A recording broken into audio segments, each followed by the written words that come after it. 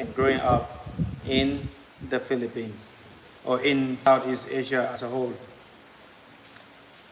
And we just want to shout out to some few people. Shout out to Jay. Hey, and shout out to Eddie. Thank you, bro. How is life treating you Life is treating me good, man. You know, one of the things I'm proud of is that I'm here. in the Philippines? Yeah, here, alive, period. You know, with life, there's always possibility. Okay. You actually grew up in the U.S. and you can tell us more. How is it like growing up in the U.S.? Because I grew up in Africa. I Hmm. lived in Asia for almost 15 years, Yeah, and I basically can talk about kids growing up in Asia yeah. and Africa. But I have no idea about growing up in the U.S. I don't know how is it like growing up in the U.S. You know, it just depends on where you're at. The lifestyles vary so greatly in the U.S. You know, uh, where I'm at in New York City, Hmm. and from what I observed in southern states like Alabama and Georgia, Yeah. you know, Alabama and Georgia, they have the best lives and everything is just like so Hmm. good over there. Hmm. My goodness, what is this? Yeah, man. There we go. Uh-huh. But yeah, so growing up in New York City is kind of hard, and also a lot of it depends on your parents as well, who your parents are. Right. You know, if it's just one or just two, Mm. I mean one or two, you know, your lifestyles may be different, but it doesn't guarantee future success. To grow up in the U.S. Yeah, But I think with technically, both parents or even just one parent, you uh-huh. know, or no parents at all. You know, you can have a guardian or grow up in the system. To be honest with you, none of that, uh, you know, statistically they say it's a bad thing to grow up with one parent or, you know, grow up in a system of foster care or anything Mm. like that. But Right. there's a lot of success stories there. So it depends on the individual how he's developed or she developed. Hmm. So yeah, it can vary very greatly. Yeah, but how was your childhood like? My childhood in particular was pretty rough. Uh, first half of it was beautiful. You Mm. know, had my grandmothers, you know, my grandfathers, my uncles, aunts, and everybody. You know, cousins, a lot of cousins, and you know, I'm an only child, so I love that. And you know, I grew up appreciating my solitude. Hmm. So I can go to a party, have a great time, maybe even be in the limelight, you know. Hmm. But the party don't stop until I go back home, have that quality time by myself. That's the only child syndrome right there. That's a What part of it. What do you mean quality time by yourself? Just quality time by myself, you know, unwind from being around a bunch of people all day and all night rather. And So you want to say that you are like somebody that would like to be alone? yeah. I appreciate that. My me time, definitely. Uh-huh. And how did you develop that kind of lifestyle? Was it I think naturally. did something ever happen to No, you? naturally you just naturally I guess because I don't have any siblings Hmm. or any other peer cousins that grew up with me, I don't crave having somebody with me. Mm. So, you know, sometimes people go outside, they get bored because they're bored. They go out and get in all kinds of trouble because they don't know what it's like to be alone. Hmm. You know, they never had that. You know, they always grew up with their brothers and sisters, their cousins and stuff. And me, I grew up in the house by myself for the most part. You know, my cousins would come and visit in the summertime, and that's it. Were you the only child? Yeah, Oh, I see that. yeah, that's only You know, for child us in syndrome. Africa growing up, Hmm. we have like big families, Yeah, huge families. And sometimes you want to go live with your grandma, with your grandmother, where all the cousins are there, yeah. and then you guys with us, like 7, 8, 10 people in the house, Hmm. sharing the same stuff, probably wearing. You don't know who has this pants, who Yeah, has this shirt. right. If it's free, you wear it Yeah. at grandma's house, and then the food. Hmm. Once they cook the food, they put it on the table. Everybody comes and join. Right. It's like a communal. We live like a communal life. Life. Now you see, that's how it was when I'm with my family. Hmm. It's very similar to that. You know, the children has to be served, so you're not getting your own food. Otherwise, that Yeah, can be yeah, a yeah, spanking. You know, yeah, yeah, yeah. That's true. uh, the the going wanting to live with your grandmother and stuff, to be with your cousins. That was me. Uh-huh. I wanted that. You know, growing up, I always wanted an older brother, somebody to look up to. You know, because I had to lead the way. You know, and you know, I was my mother's first and only born. So it's like You have no sisters? none, none, none. How And was it? How is it like being alone? it's great. Like, be honest with you, like I said, you know, I can go to a nightclub. I used to bounce at nightclubs and stuff. And sometimes, once my shift was over, Uh-huh. you know, there were places to pull down the gates and we just party inside, you know, with some other people. And, you know, even then I had such great, wonderful moments. But, you know, the party don't end until I get home and I have that quality time by myself. Because you're with a lot of different people, their energies is all just being absorbed by you and everything, and you're just like, you know, you're having a great time, and you know, you just want to unwind. You know, when the fun is done, I can leave the fun alone. Did you ever have like a rough moment when you were still a bit a child? Oh man, yeah, of course. You know, growing up in New York City, man, you know, you meet a lot of people who was maybe born chemically dependent. So it's like you're going to face a lot of fighting and a lot of name calling and just like really unhealthy children doing this to you. But as a child, you don't think like this.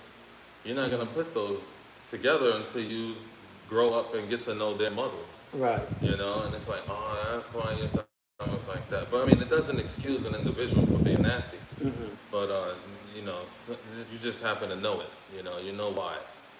You know, so I grew up. I fought a lot. You know, I had a lot of fights growing up in New York City.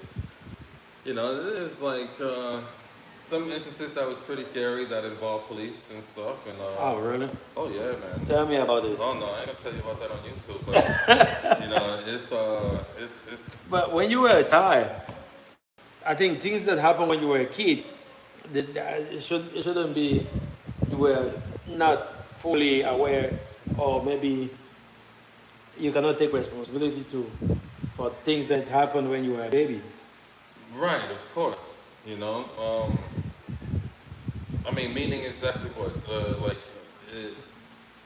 Like if you had any confrontation with the police when you were younger than 15, it should not be a big deal. oh no, it's a big deal. You know, because in New York City, in America, period, 14-year-olds are getting murdered by police for the last what, Um, 100 years, Really? 200 years. So So- you mean to say it's dangerous actually growing up Yeah, in the it's U.S.? very dangerous. It's very dangerous. You know, like look at what's going on in the news now. This is some of the most peaceful times. 2026. Some of the most peaceful times on planet Earth, as far as when humans has been here. Uh-huh. You know, so despite what you hear on the news, the fact and the fiction, Uh-huh. you know, what you hear on the news, it's still the most peaceful times in the history of humanity. Well, I can say that as far as after colonialism. So we have, you know, instances where one of the mayors at the time had created this stop and frisk situation. So basically, police officers was just meeting quotas, just stopping and frisking anybody. You know, Even if you children. if you're going to a store across the street and you happen to go like that a little bit, you know, even though it's a straight line across the street and you're on a walkway or whatever, then you know you happen to veer off. I mean, police officers would stop you from just stumbling on your own feet. You know, so you just don't know, and It's not that police harassment, that's police harassment, but nobody cares. and it was legal. Yeah, and they got money all year long for the history of America, for however long it continues to last, to pay you a settlement of however many millions or hundreds of thousands per dead body unjustly. So it just like, you know, until people wake up and see that and see who's controlling these situations, and, you know, don't try to convince somebody that it's one way and so they can stop their bad ways. Yeah, I hear Violence is going to have to be met with violence.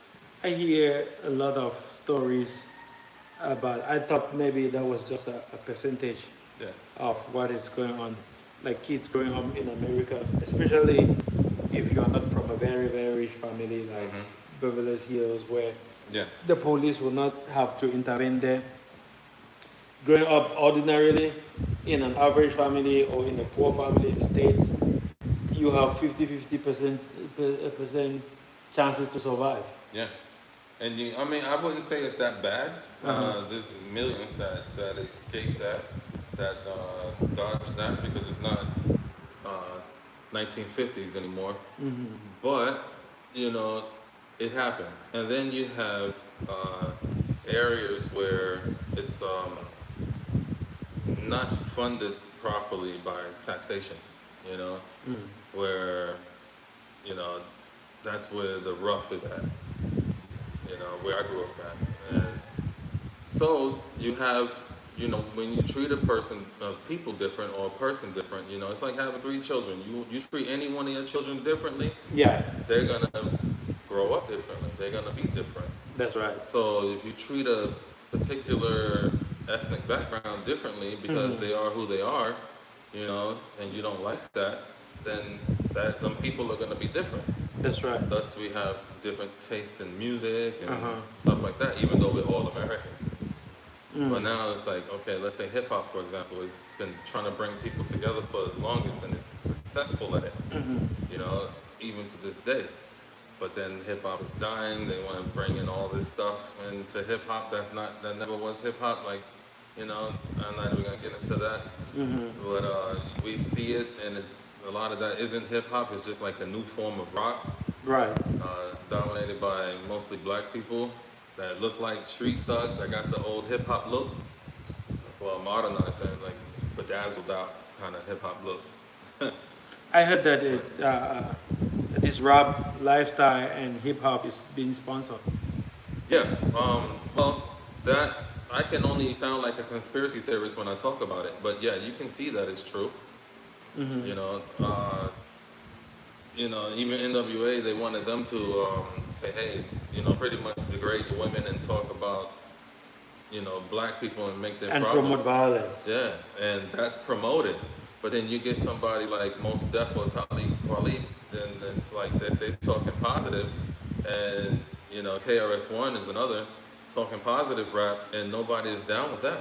Hmm. But how you dancing to the lyrics of you dancing to the beat, but you also listen to the lyrics, and Hmm. it's talking about killing and shooting other people, but you're still dancing.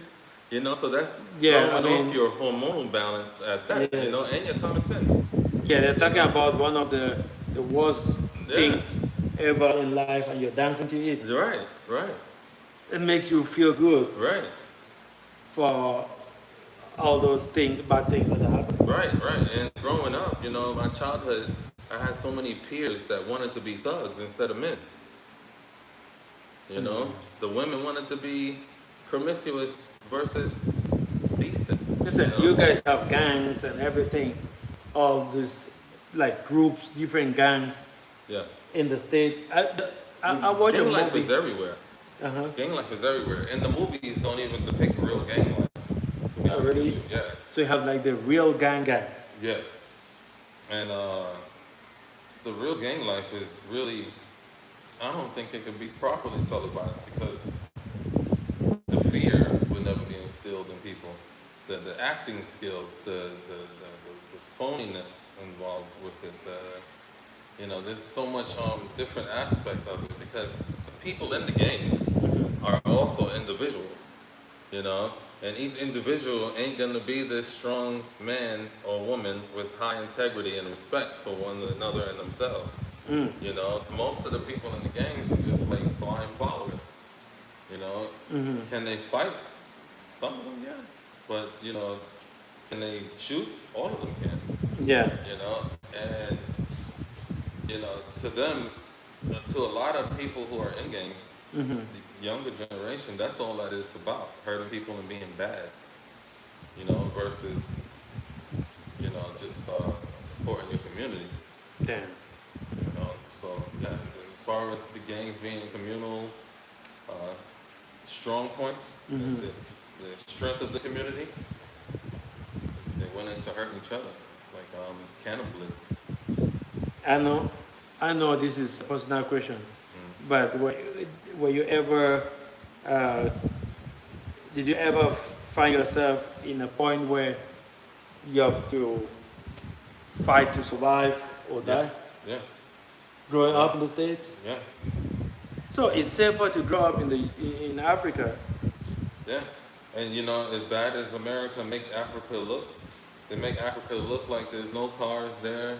You know, maybe a couple of rusted wheels, and somebody developed some gasoline out of some sewage water, and you know, fire it up and it runs. You know, that's what they make Africa look like in America. You know. Yeah, I was about to ask you that because, uh, like, how did you see Africa growing up? Hey, Des, good morning, Des. How are you doing? Growing up, they made everybody think that, you know, with the Sally Struthers commercials and everything, Yeah, and the half hour to an hour, what you call those things, infomercials. Yeah. Back in the 90s, uh-huh.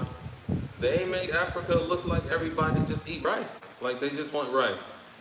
Donate $1 a day, a quarter a day, Really? a dime a day, you know, for you know, so you can give these people in Africa rice.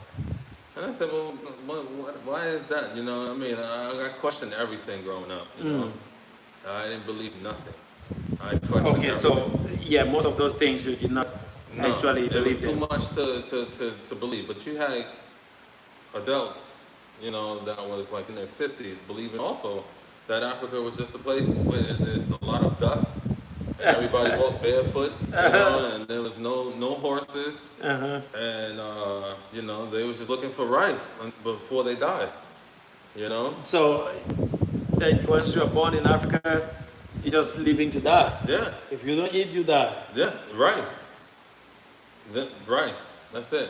Rice. They didn't tell you that we have our own houses, our own civilization, No. our own No, if witches. there was a house, but it was made of dirt.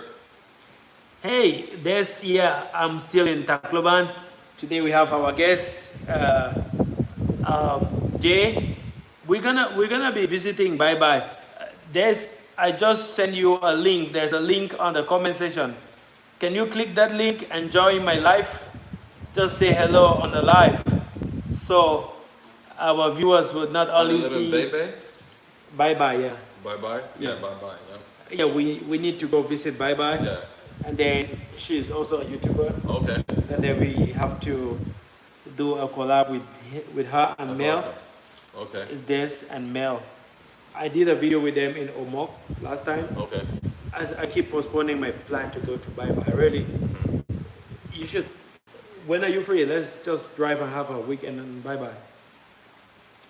Let's see what I'm doing the week after next if they don't gonna call down. Yeah, we just drive there. Invite your girl. No, she don't go nowhere. She's not going. No. What? I keep her in the house. That's it.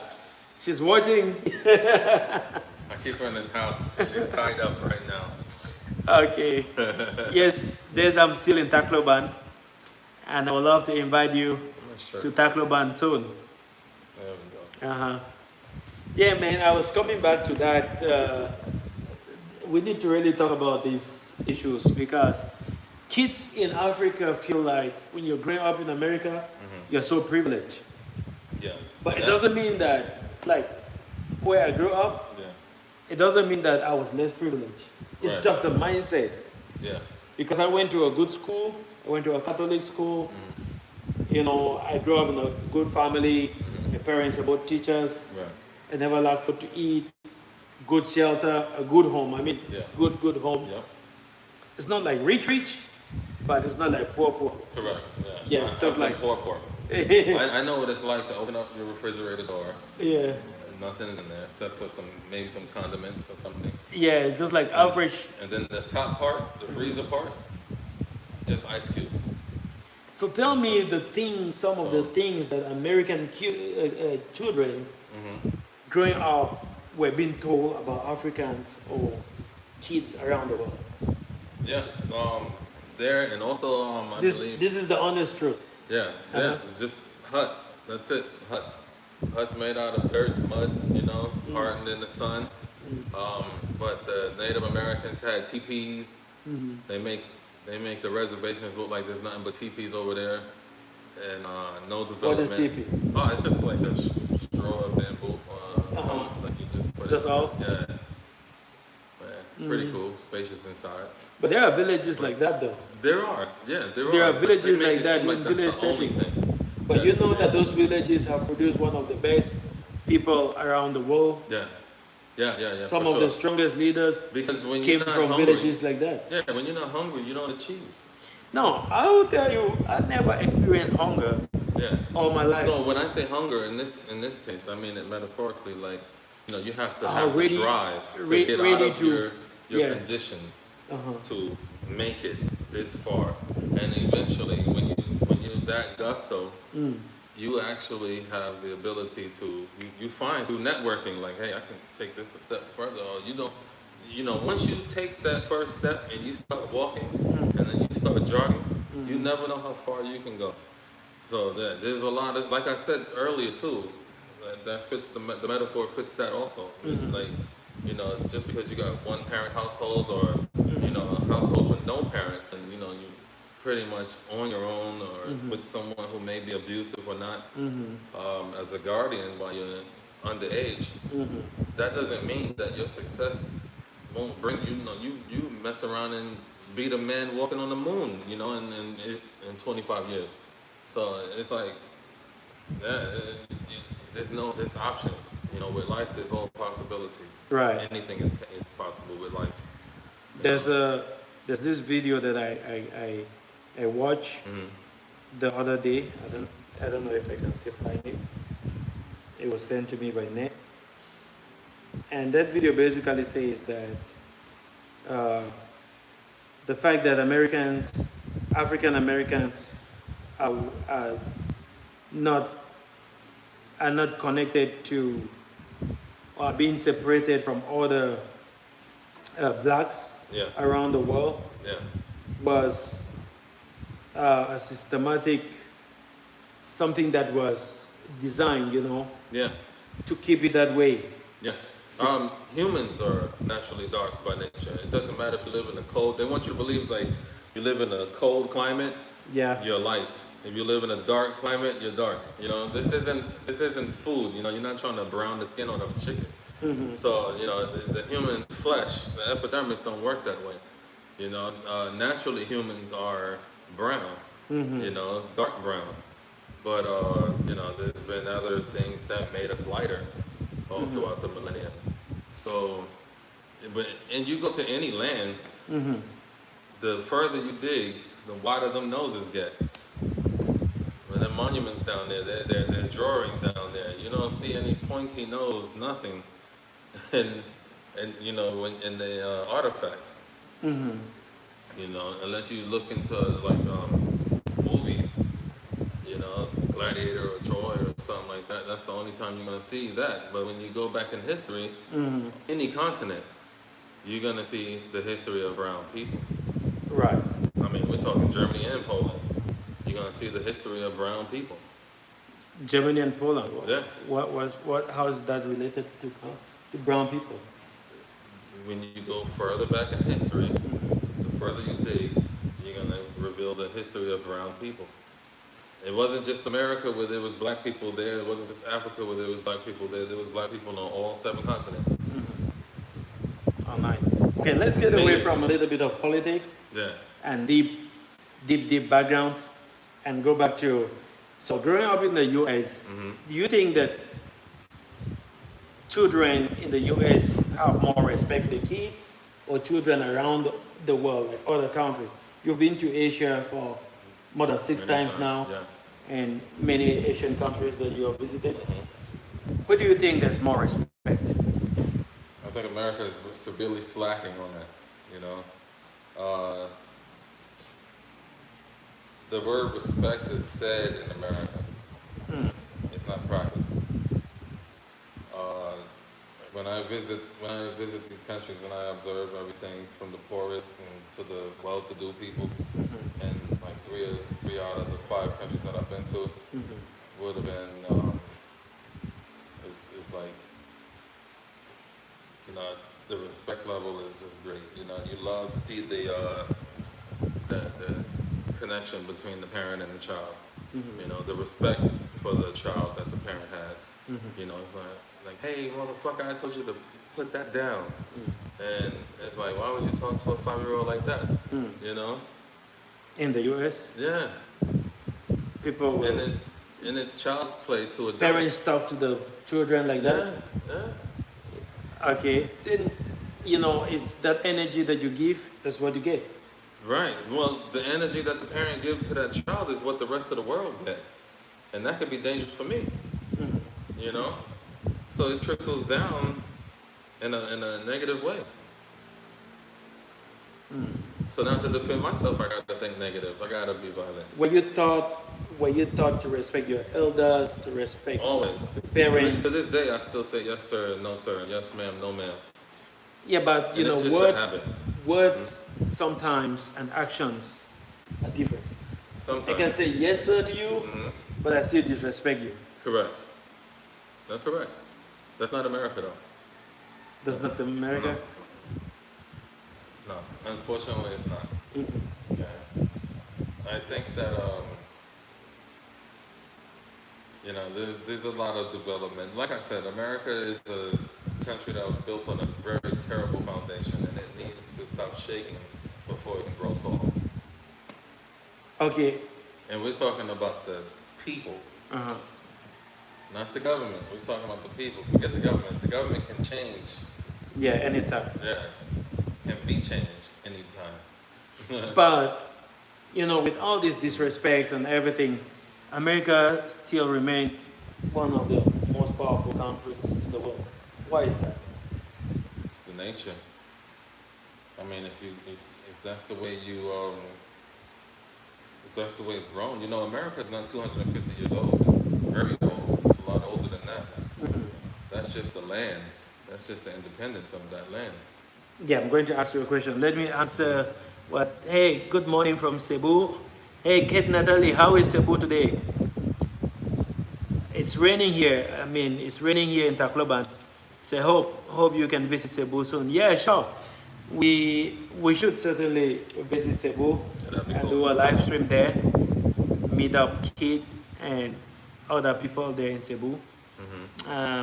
Shout out to everybody watching. Sawadee Kap to all my people in Thailand. I know that Mom Pachara is surely watching from Thailand, and a lot of people that I have a lot of fans in Thailand. So Sawadee Kap. I have a lot of fans in Philippines. Mangandang Umaga. Mangandang Umaga. Do you know how to say good morning in Philippines? Yeah, How do you say it? exactly what you said. Say it. Yeah. Say it. Magada, maga. Magadang Umaga Ding Seo.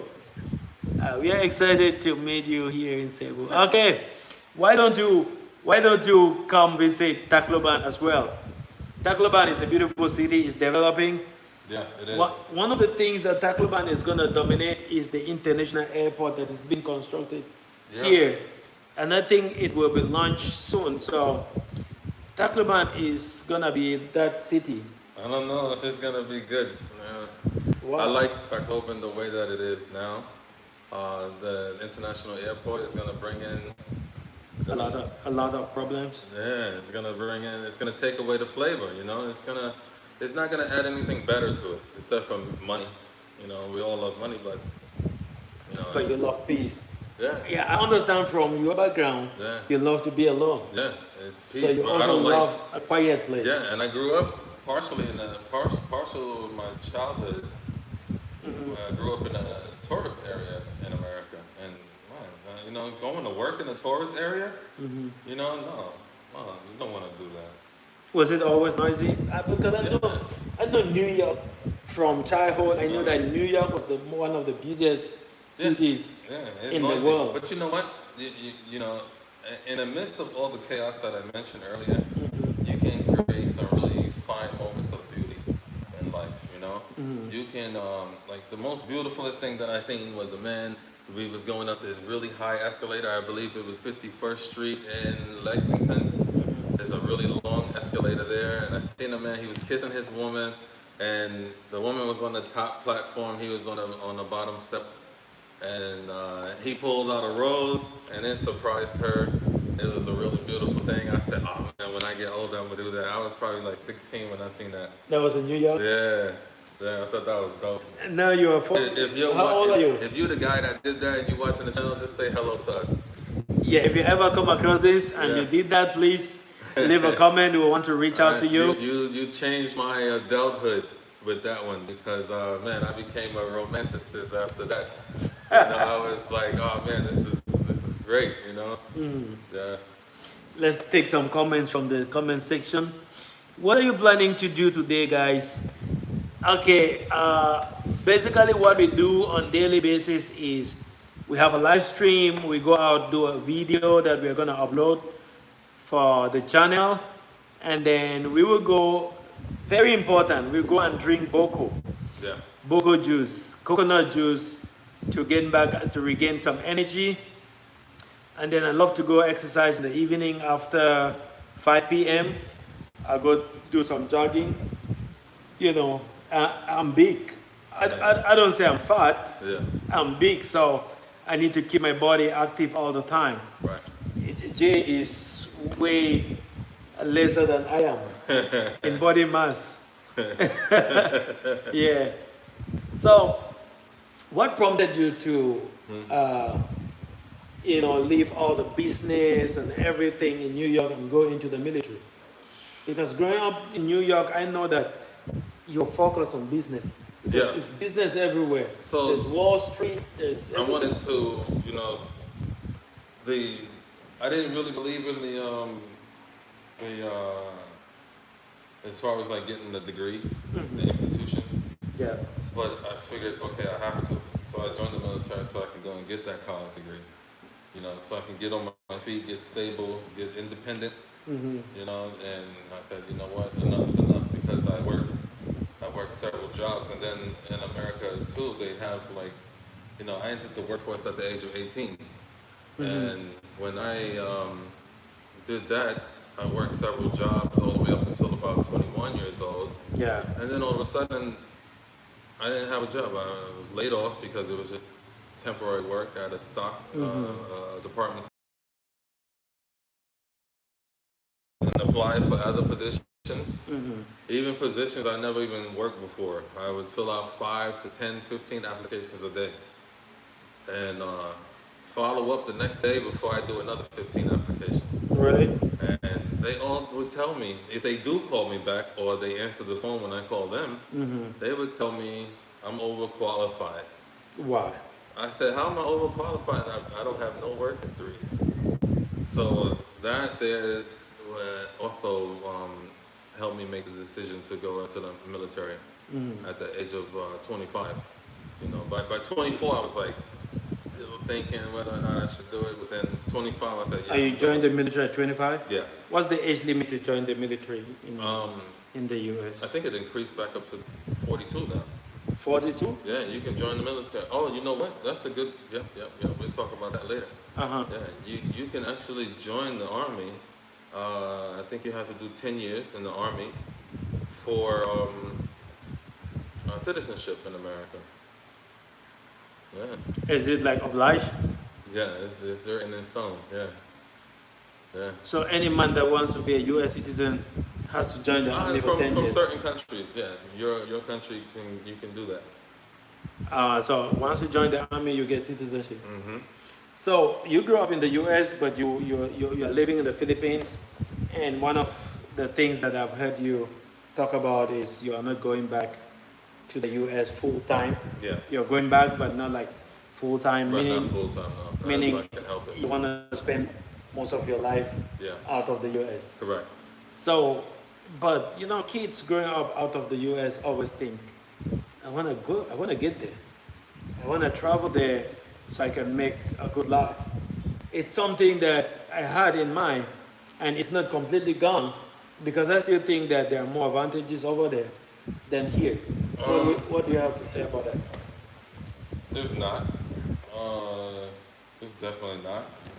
The higher education is you know, it's only benefit if it's free. There's no I wouldn't recommend it. You can go to school in China. You can go to school in Russia. You know, you can go to school in, you know, Indonesia. Mhm. I mean, not Indonesia. I don't know anything about Indonesia, but you can go to school in Thailand. Anywhere in the world. Yeah, you know, a Because lot of other education is places. basically the same now. Education is education. But Yeah. if you want to be a doctor, you're going to learn how to be a doctor, a surgeon, or anything like that. Mhm. America do have like when it comes if I ever needed like heart surgery or something like that, or if I broke a leg Mhm. with my situation, I would like to be in America instead of here. Don't get me wrong. I'm not Mhm. gonna take a dump on America like that, Mhm. but it's just that you know you want to live the best quality life possible. You know, and in the U.S. you work and then you grow old. Yeah, you can sneak out to go to parties and stuff like that, but it's a sacrifice. You usually sacrificing some of your responsibilities. Mhm. You know, uh, most of the jobs in the U.S. don't pay a livable wage. You know, What do you mean livable wage? a wage where you can afford transportation, Uh-huh. food, and a roof over your head and clothing without sacrificing one of those four. Yeah, but the jobs are there. They are available. The jobs are there, but what good is a job? If I'm paying you $10 an hour, what good is a job when I can give you this apartment for 1,600 a month minimum, and that's a favor. $1,600, Yes, and you get $10 a month, no, you get $10 an hour for an hour. 40-hour work week. 40 hours meaning that's $400. No, that's you do 8 hours a day at $10 an hour. Yeah, that's $80 That's $80 times five. times five. That's $400, Yes, and and that's a week and times you four. and then times four. That's Minus 1,600, 27% for taxes, and then taxes and medical and state. but the cost of living is high. You can't afford it. You're not affording anything. You can't even get it. You can't make your rent. You can't even make your rent. Now there are places where you can get rent for like $700 a month, but that's probably you probably get a lease of 1 to 2 years with that. Where you gonna live? You know, where you gonna live next? Does that explain? Does that explain why a lot of people, not a lot, but I see It's a lot. in the U.S. a lot of homeless people No. compared to other countries? I think a lot of the homeless situation is there's a few homeless people who would rather be homeless because of that situation. The majority of the homeless people who chooses not to be just to be a beggar on the street, I think that's like mental illness. There's mental Yeah. illness, I think that that's a lot to do with mental illness because why would you want to? depression. Yeah, any form of mental illness. That's an extreme form of mental illness, to where you don't want to have a roof over your head or the comfort of using a toilet when you need it. So and then and then there's gonna be people like that in every society. You know, who would rather not, who would rather live on the street, literally. Have you been to Cebu, No, not yet. Manila? Manila, yes. Do you like living in Manila? I like living in Manila. It's just too congested. I can imagine riding my scooter there because I take Grab taxi everywhere I go. How is Manila compared to New York? Shit, I think New York is cleaner. New York is cleaner and less congested. And the only reason why it's less congested is because we have a more logical road system. Like You know? there's a path to walk and the There's driveway. there's a path to walk everywhere because not everybody have cars, but then you have taxis. I mean, sometimes it could be just as congested as Manila, but we have traffic rules that we enforce. We have the lanes that you respect. In the Philippines, you going around the curve of a 2-lane road. This representing the two divided lines, right? Separates the lanes, Yeah. and the cars would pass that lane as if they're, race car driving. So they would go inside Yeah. and then swing out. So you thinking you're riding your bike next to a car in the other lane, and then next thing you know, he comes and swoop, and if you don't hit your brakes, he's gonna hit you. It's like, what are you doing? But he'll call you the dummy, Yeah. you know, because that's just the way they do here. So you have to be careful for all of There's that. no CCTV. There's nothing to say that he was wrong. I was right. You know, with my experience with my accident in the police, Oh, you had an accident yeah, it was really bad. But here in the Philippines? yeah. Okay, tell us about it. The guy came over. He had no mirrors on his bicycle, on his motorcycle, and he came over and just knocked us down. No warning, no flash, no blinkers, no nothing. Oh man. So yeah, I went down. What did the police say? They said that it was that they heard my side. They talked to him first, and I was like, oh man, as a foreigner, I'm thinking I'm screwed here, you know. Yeah. So I just said, you know, whatever it is, you know, it ain't that bad. It ain't like I'm gonna be in prison or anything. Then he came over and talked to me, and when I explained it, he was like, you know, you're not at fault. I said, oh, okay. The guy The told you officer that. told me. Yeah, Ah, okay. So Yeah. the guy that caused the accident was honest enough. he was honest, but he had no choice because after hearing as the police heard his story, he already knew That he was that he wrong. was at fault. Yeah, so the guy was just like, yeah, I'm at fault. So, and then what you can do is actually you can sue them right on the spot. Police don't get involved. They just there for their presence, you know. While you guys peacefully come to a conclusion on how much you're gonna sue him for. It's not an in-court lawsuit. It can escalate to an in-court lawsuit because if you're asking for 500,000 pesos and they don't have it, then that means you guys go home. They might keep your motors and then tow it somewhere, and while you guys dispute that, whoever's the one at fault is the one whose motor get kept. So what happened after that when he was at fault? Uh, How I- did you guys end it? I agreed to like So 7,500 pesos. He didn't have it because I busted my helmet pretty bad. He didn't have it, so I said, okay, 4 or 5. You know, at least I can get a new helmet. Well, I wasn't Yeah, gonna just spend. for a helmet. I needed bandages and all that stuff. You know, Uh-huh. a lot. He didn't have that, and they didn't look like they had money either. I mean, they just looked like they. I just said, listen, I'll settle for 2.5. You know. You went from 7.5 to Yeah, 2.5. that was the biggest mistake because I was still, I guess, in shock, and I was walking around with skin Wow. missing from half of my lower leg and blood and oil just dripping down all over my foot Oh God. and my arm too. And man, you know, and I'm looking at my broken helmet, like, you know, the visor is messed up. And I said, man, how am I gonna? I gotta be able to afford all this, you know. Yeah, I'm a foreigner, but I got a budget as well, you know. Yeah, I'm not rich, but so I gotta buy these things that I already spent my money on all over again. And you know, I mean, if you want to be petty, I gotta throw in my shirt and shorts now too, you know, because they got holes in them. Were you angry, or was the guy angry? No, neither one of us was angry, to be honest with you. Really? I felt no negative emotion at all. As long as I look back. So and the I see- energy after the accident was still okay. Yeah, I mean, if he would have been an asshole about it, I would say, then yeah, you know, then I would have played the part. But you know, I knew he was at fault, so there wasn't nothing he can do to really say. Because as long as we give our individual statements, I know that I was in the right. You know, I had more than 10 feet to pass him, and I used it. The motorcycle is only about the width of a human body. Were you alone on the No, motorcycle? I had my lady. Once I seen that she was okay, I was like, okay, there's nothing to worry about. No, you know. She was good, like She was 100%. good. Yeah, the guys helped her out right away. Me, I was on the floor. I was still on the motorcycle like this. And it was gliding. And I look back and I see her, the guys helping her stand up.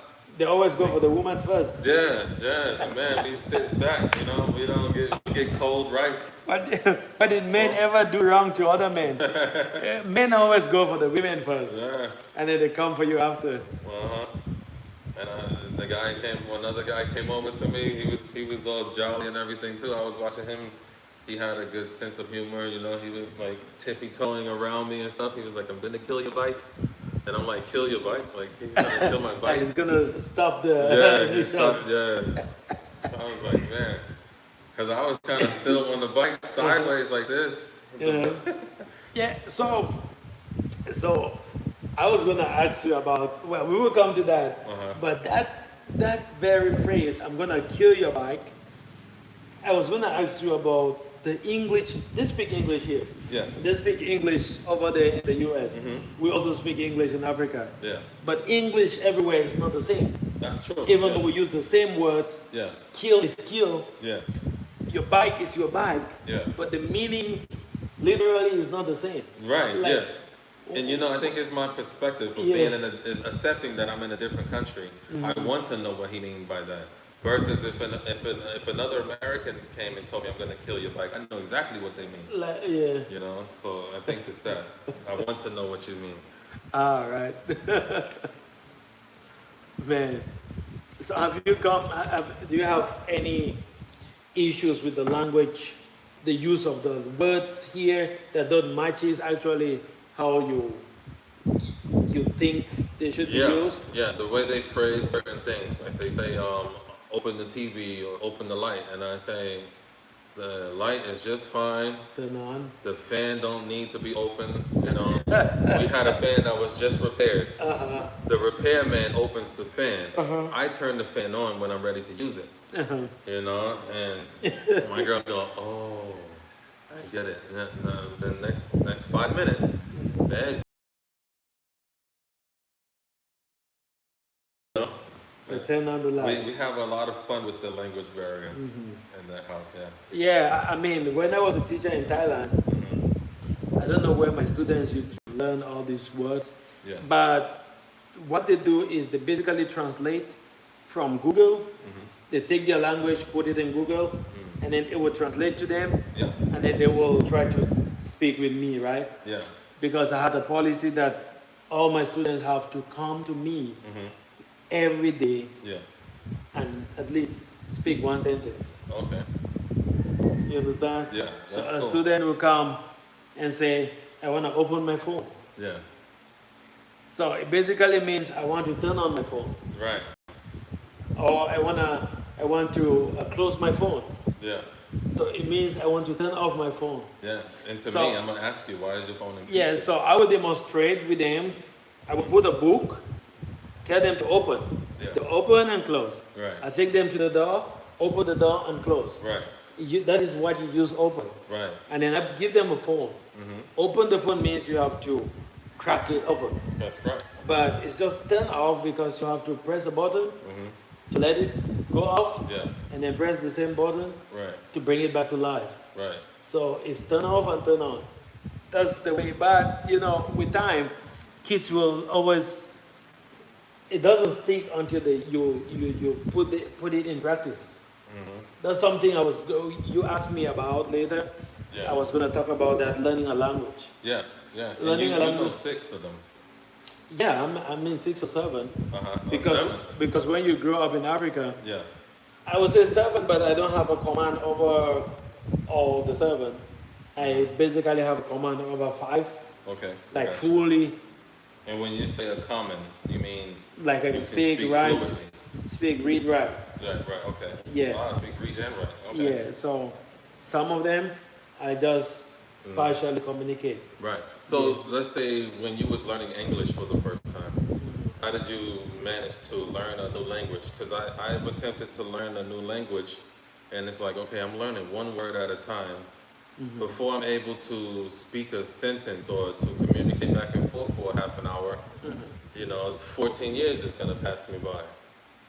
So how do you learn a new language within a reasonable amount of the human lifetime? Well, when we were born in Cameroon, you don't have to learn English, French, Pidgin English, and your native dialect.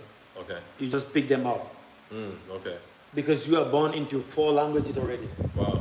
Okay, that's cool. Yeah, that's pretty cool. English and French are official languages of Cameroon.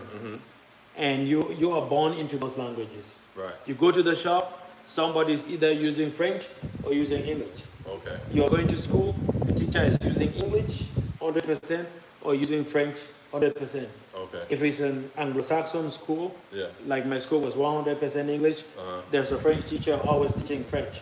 Okay. So it's like from kindergarten, you grow up with it. These are official languages. Right. We call them official languages. That's why till now, Cameroon is not considered a native English-speaking country Correct. or a native French-speaking country, Right.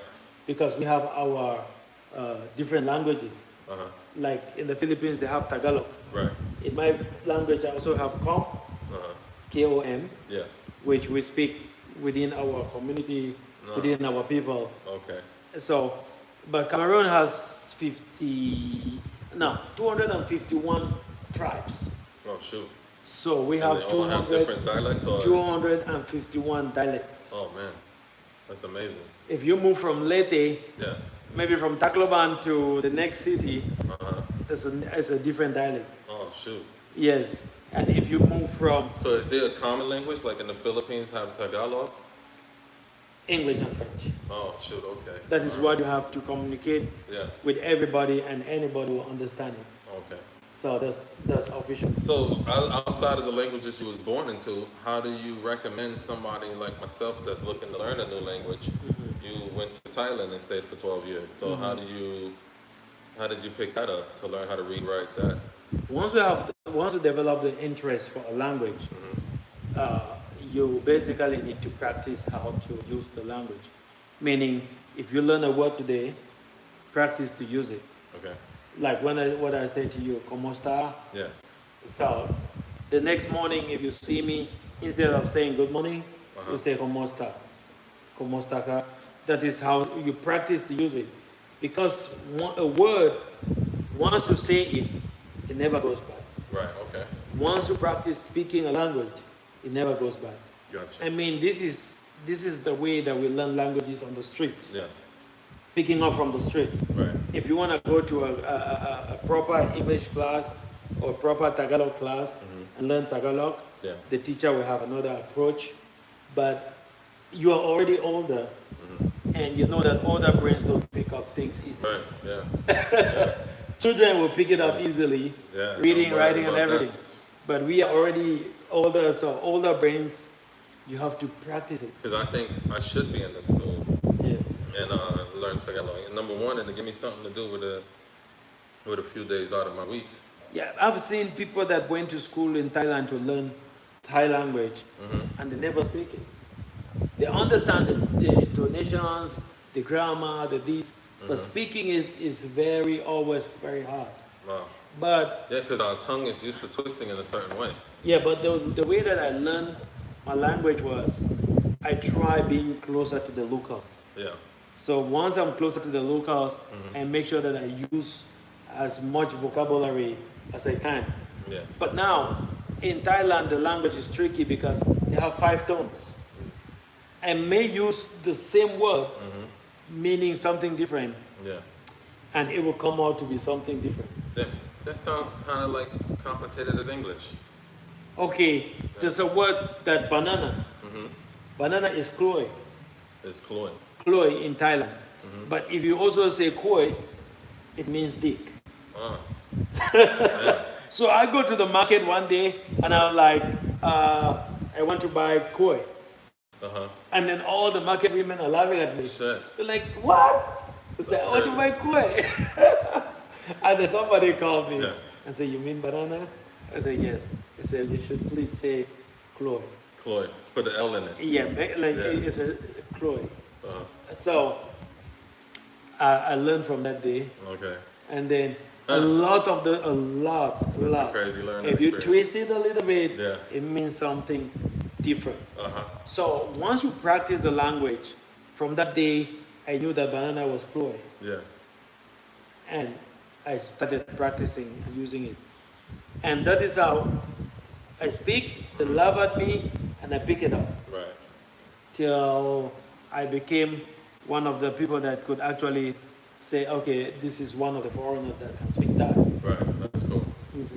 Yeah, when I try my Tagalog or either Water in here, you know, because the children love me here. They be like, they always say hello, and you know, they greet me. They show so much love, you know, and they say, "Have you been learning what I want?" And I said, "No, but I try to learn a couple of words, but I'm gonna devote more time to it." And they say, "Oh, that's nice. Say this word." And then the kids would give me several words to say. Once I repeat it, I got like 15 children laughing at me. Right. You know, so it's like, oh man, I'm gonna keep doing it. But I keep entertaining them though, and I keep trying my best to pronounce every word every time they put me on the spot. Yeah, you know, when I came to Asia, in Africa, we play with kids, we hang out with kids, we listen to them. Yeah. It's basically generation linking with another That's generation. correct. Yeah. That is how it is being done. Yeah, that's cool. But before I travel out of Cameroon, you know, you have to go do some orientation, and they tell you, hey, stay away from them kids. Yeah. They don't want you talking to the kids. They Right. don't want you playing with the kids. That's how They're America gonna is. sue you and this and that. Yeah, in America, you definitely don't want to make that mistake. So- yeah, So when I came to Asia, uh-huh. it was a cultural adjustment, but when I discovered that no, the parents are actually pushing the kids towards you. Yeah. Like, hey, come on, Right. make friends. And then the kids want to talk, they want to play, they Oh, want to man. do this. And you don't have any. One kid asked me, "Do I want to build a kite?" Mm-hmm. You know, I guess he was staying home from school that day. Maybe this kid was probably like 9 to 10 years old or something. And he was like, "You want to?" He came back, doubled back on me, and said, "Hey, you want to build the kite?" Yeah. Now I felt honored as They an wanna older hang out with man you, yeah. that this 10-year-old is interested in building a kite. Now I had some other things to do, and I felt really bad about turning it down. And number one, I probably would have still turned it down anyway because in America, you know, you see what they did to Michael Jackson. I Yeah, mean, yeah. you don't want those accusations, you know. Yeah, yeah. And you always cover your six, you know. You always protect your own back Yeah. because nobody else got it. When you get those type of accusations against you, you're guilty until proven innocent, That's right. you know. And you know, I don't have a fiber in my being that's like that. So to me, that's a disrespect to even accuse me of something like that. 1st of all, and so I'm gonna be angry, and I'm not gonna react very well. Yeah, but I want to ask you a question, right?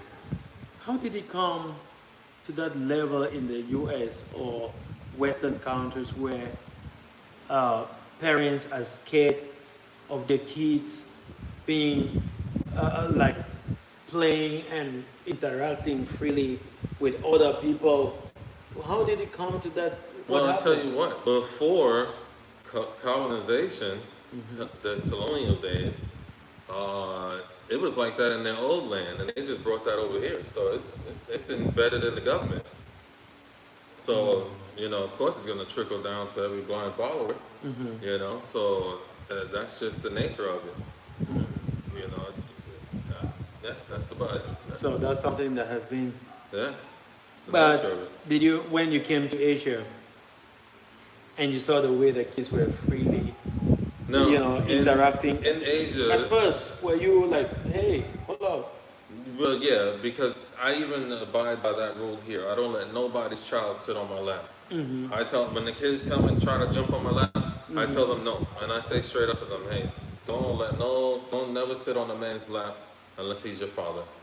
I said you cannot sit on my lap. Is that okay? And they go, yeah.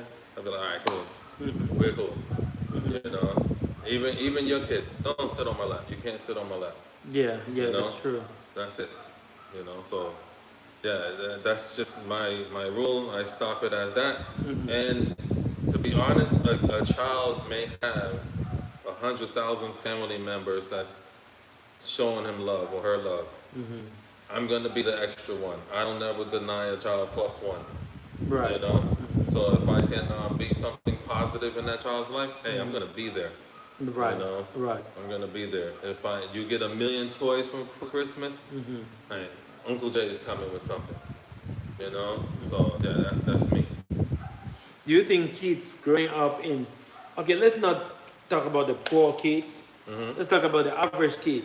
Yeah. being an average kid in the Philippines and being an average kid in America, which life would you prefer if you were one of these kids? I think I would, as a child, I would prefer America because somebody can fix my broken bone, sprained ankle. If I get a flu or something, that's like causing me to lose weight, like a bad stomach bug or something. I'm pretty much covered in America, But apart from that, apart from that, because in in America, in Thailand, yeah, it's basically free to get any treatment at the hospital. yeah, that's awesome. It's $1, Yeah, according to the king. Yeah. Okay, let's keep Philippines out of it. Let's use Thailand. And have you been to Thailand? yeah. Only for like 8 days I spent in Thailand. Okay, if you go to Thailand, Pattaya, Phuket, Bangkok, that's not Thailand. I got you. Go to the northeastern part of Thailand or to the north part of Thailand, you will feel the real Thai life. Oh, right on. Okay. Yeah, where you walk into any hospital, so long as it's a government hospital, Yeah. you pay $1 for any kind of What's the treatment. What's the waiting room like? I mean, you waiting hours in the waiting room? No, I mean it's good, right? Really nice, air conditioner, In America. and they give foreigners more privilege. Oh yeah. I don't know if it was if you- only in if you- my city. Yeah, if you go to America and you go to the emergency room in the city hospital, you're gonna be waiting there hours before you're seen. They don't care. They don't care. Like I said, you're not going there to get compassion. You're not going there to get health care. You're going there to get sick care. You're going there to get patched up. If you don't have a broken bone sticking out of your skin or an obvious broken bone in your arm, then nobody's really caring. But I believe that if somebody is sick and goes to the hospital, he needs to be attended to immediately. Yeah, I mean, if the person's coughing and everything, nowadays they give you a face mask. Before, they would admit you and put oxygen on you. So I'm sure there's still places like that in America, but my experiences has been grim. And then it got even worse when I started going to the VA medical centers. What was the experience there? The experience with the VA medical centers? Yeah. Well, let's just say I sustained a lot of injuries from the military, my time in service. And 18 years later, after discharge, I haven't had anything but about 100 x-rays throughout them 18 years. When you get those x-rays, They just see bone. They don't see the problem. I did get one MRI that showed the problem, and that was when I first had the accident. They don't want to give you, and then I didn't know this, but they don't want to discover the x-rays once you're discharged. They don't want to give you the MRIs to spot your damage because then they have to compensate you for it. And the system wasn't designed to really have this mass compensation claims all over the place.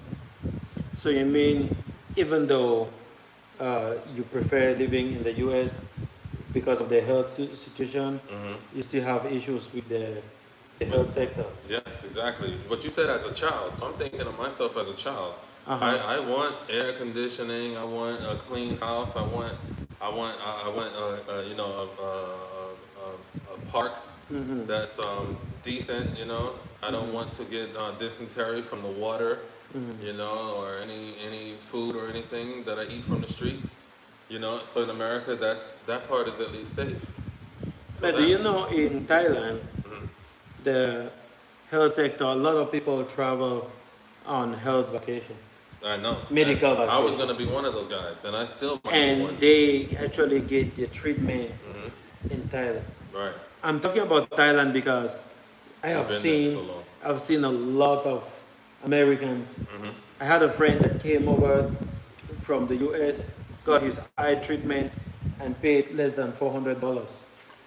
But he was going to pay $6,000 for that treatment in the States. Yeah. Yeah. And he got that correction in the Thailand for less than $400. I'm actually thinking about going there for my back. You should. Yeah. You should. They have one of the best medical doctors and every other. Uh, you should. I mean, Thailand has been in the health in the sector for a long time, Okay. and they even have, they even have programs where you sign up, they sponsor your trip and everything. You get treatment. You stay in the hospital room is like a hotel, Okay. and then you can travel around the country on that same package. Right. But believe me, it's nothing. You seen the hospital rooms here? Yeah, but Not the one that we went to with Ned. nah, I'm surprised that one. that's nothing. I went to a private hospital. You see millipedes. Uh, That one was good. that one was good compared to the one Nah, that I if you seen. go to a private hospital in Thailand, Yeah. you feel like you are in a 5-star hotel Right. Right. Yeah. with 5-star treatment. It should be. Bad, bro. Yeah. It's cheap, Yeah. and most of the fees are being covered by the insurance. Okay. Once you are in Thailand, you have there's what they call Pakan Sankom. What's That's that? a social insurance, Okay. social welfare. Uh huh. You pay Now, I don't qualify for that as a tourist, right? if you work, yeah, but if Ah, you yeah, can, if you work, yes. Of yeah, course. if you work, but you can buy just check online for Thailand online plan, yeah, Thailand online uh, insurance plan Okay. for tourists. Okay. Once you buy that, Yeah. and some of the insurance, if you buy now, you can claim next month. Okay. You buy it ahead of your treatment. Right.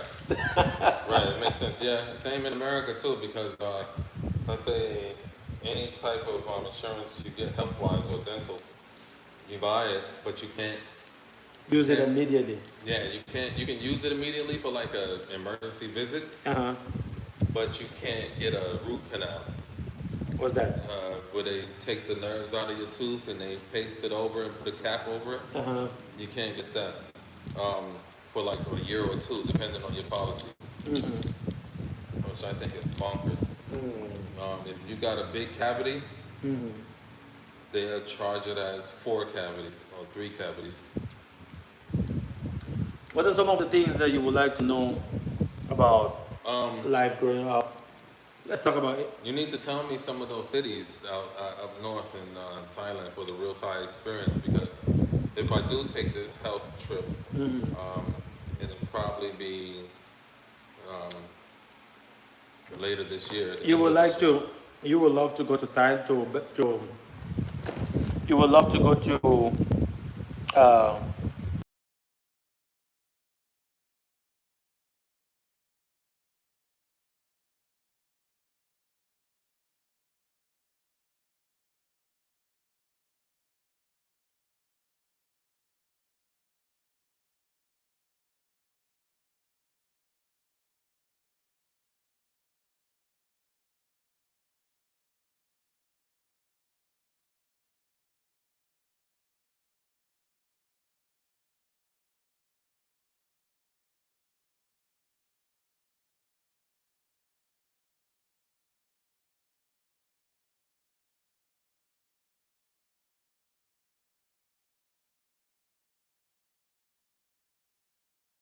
in Bangkok. Even in Bangkok, you get good treatment. I have a good. They're not necessarily chiropractors or bone setters, but Yeah, they do. there's a guy that has a practice out there. He's from China. And the practice is in Thailand, and these guys are like magic. They was really good. So basically, he analyzed me without no X-rays or MRIs. He analyzed me, hands-on, pressing here and pressing there and stuff, and came up with the same problem that I originally heard while I was still enlisted in the Army of what went wrong with me. Wow. And I spent 18 years for them trying to deny that from me once I got out. And they accepted it. And they helped me out, man. When I got out of that first session, Man, it's like I had to learn how to walk all over again. I was using muscles that hasn't been fired up enough. What was the accident? Oh, the accident was pretty big. Yeah, I can't say what was the accident. It was several instances, but but then it was pretty big. It was not so great. Not a good experience at all. Oh, Lets you down. things in the military ends in the military. Not necessarily. It's just that I can't really talk about it. Talk about Okay. everything. But you know, I hurt myself, and it wasn't even painful. Mm-hmm. That's the crazy part. It's like the motor coming out of the gear coming out of the motor. Mm-hmm. You know, and eventually everything, the bigger gears stop turning because the little motor's just spinning by itself. And then eventually when I came back home, that healing process was very painful. And Man. I knew I had nerve damage because even though we had on them boots that had really good grip on the tile Mm-hmm. inside the barracks, my feet would still dance on their own, just move around, you know. Man. And I would just watch my feet dance, you know. Man, that was something else. Sorry about that, bro. No, it's all good, man. I just joined the wrong army. Let's talk about dating Uh-oh. as a teenager. Uh-oh. Were you ever allowed to date as a teenager? Of course, yeah. You know, we don't see it as a sign of disrespect to our parents. Mm-hmm. The thing is that you can't be banging in the house. You know, you can't be banging in the house. You know that there is rude. Now, if your parents ain't home, that's a different story. Mm. But you know, when I was about 20, yeah, I was like 19, 20. My mom allowed my girlfriend to spend the night. What? Yeah. 20 years? Mhm. 20 years is not that. It's not that too young. Yeah, but we wasn't I pounding mean, in like the a next room teenager, making like- babies though. I mean, like a teenager. Oh, no. I mean, it happened. I did have these runaways. This runaway spent a night a couple of times. Yeah, I had like 2 runaways, and I was just holding them down. You know, just keeping them in the you know, giving them a safe spot, safe haven.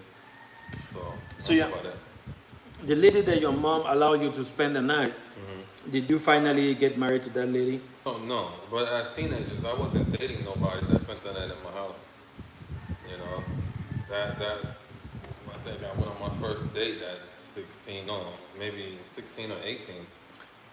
Hey, Magellan is watching. Barney Magellan. Magellan? That is our main man. What was that? Barney Oh, hey, how you doing, Bonnie? is watching. How you doing, bro? We're hitting the studio. Okay. So basically, teenage dating is not allowed in the U.S. No, I can't say that. I mean, for me, I didn't date as a teenager. Mm-hmm. You know, I was a hermit, kind of inside the house and stuff like that. I was brewing into this crazy being. You know, yeah, dating, like, no, not in the sense. I don't think anybody had a damn date in the U.S. It was like either you're a smut or you're not. You know. Growing up was school like optional or a must? It was a must in many households, but that must didn't hold any weight in many households. You know how you have rebellious children; they don't want to go to school. You know, 1 beating, 2 beatings, and then it's like, no, I'm not even gonna beat them anymore. It's just a lost cause, you know. So there was a lot of that growing up. I seen my peers do. My mom tried to get me to go back to high school. I said no, because my graduation year was 2000. And during that generation, we had a lot of budget cuts. I'm not saying nobody finished school, because many people did finish high school, but I was one of them to leave because Did you finish high school? no, I was one of them to leave. I was bored. I want to learn something that I can use in my real life. You know, I would sneak out to the upper grades just to learn what they're learning. Well, my grade was boring. You know, my grade had all the budget cuts. We didn't have a lunch period. And so therefore we didn't have no gymnasium. We had the gymnasium, but there was no gym teacher, no Okay. physical ed teacher. Okay. And, you know, we would just sit there in the cafeteria for like 3-4 hours. And then we would go to a teacher that's too old to teach. Head shaking, bobbing, just too old to talk. Like teeth is gonna fall out, tongue tooth, throat gonna collapse. I mean, them two teachers, my math and my English teachers, man, I know they're no longer with us. I'm sure they're not bad people, Yeah. but they were Boring. no, not boring. Boring ain't the word. They was barely clinging on to life. And they just managed They was to live. dying, bro. They was dying. I guarantee you, they was dying. And I feel so bad because You know, then you got and that was English and math, and then you had some other subjects like history and everything. And history put me to sleep, but I can learn history on my own. That was back in the days before there was the no internet. ChatGPT though. Right, the internet was really popping, but I was also I didn't have the internet until 2001 after I already graduated. Would have graduated. So, and we're talking like dial-up, not high-speed internet. Okay, we have a question here for you. What's that? What was the biggest cultural shock when you came to the Philippines? The biggest cultural shock when I came to the Philippines,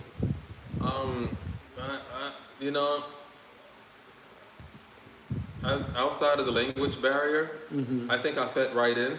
I fit right in as a Black American. I think I fit right in. I went straight to the farmland in Sison, which is by Pangasinan or Urdaneta, and I just fit right in. The food fit me. All the food fit my palate.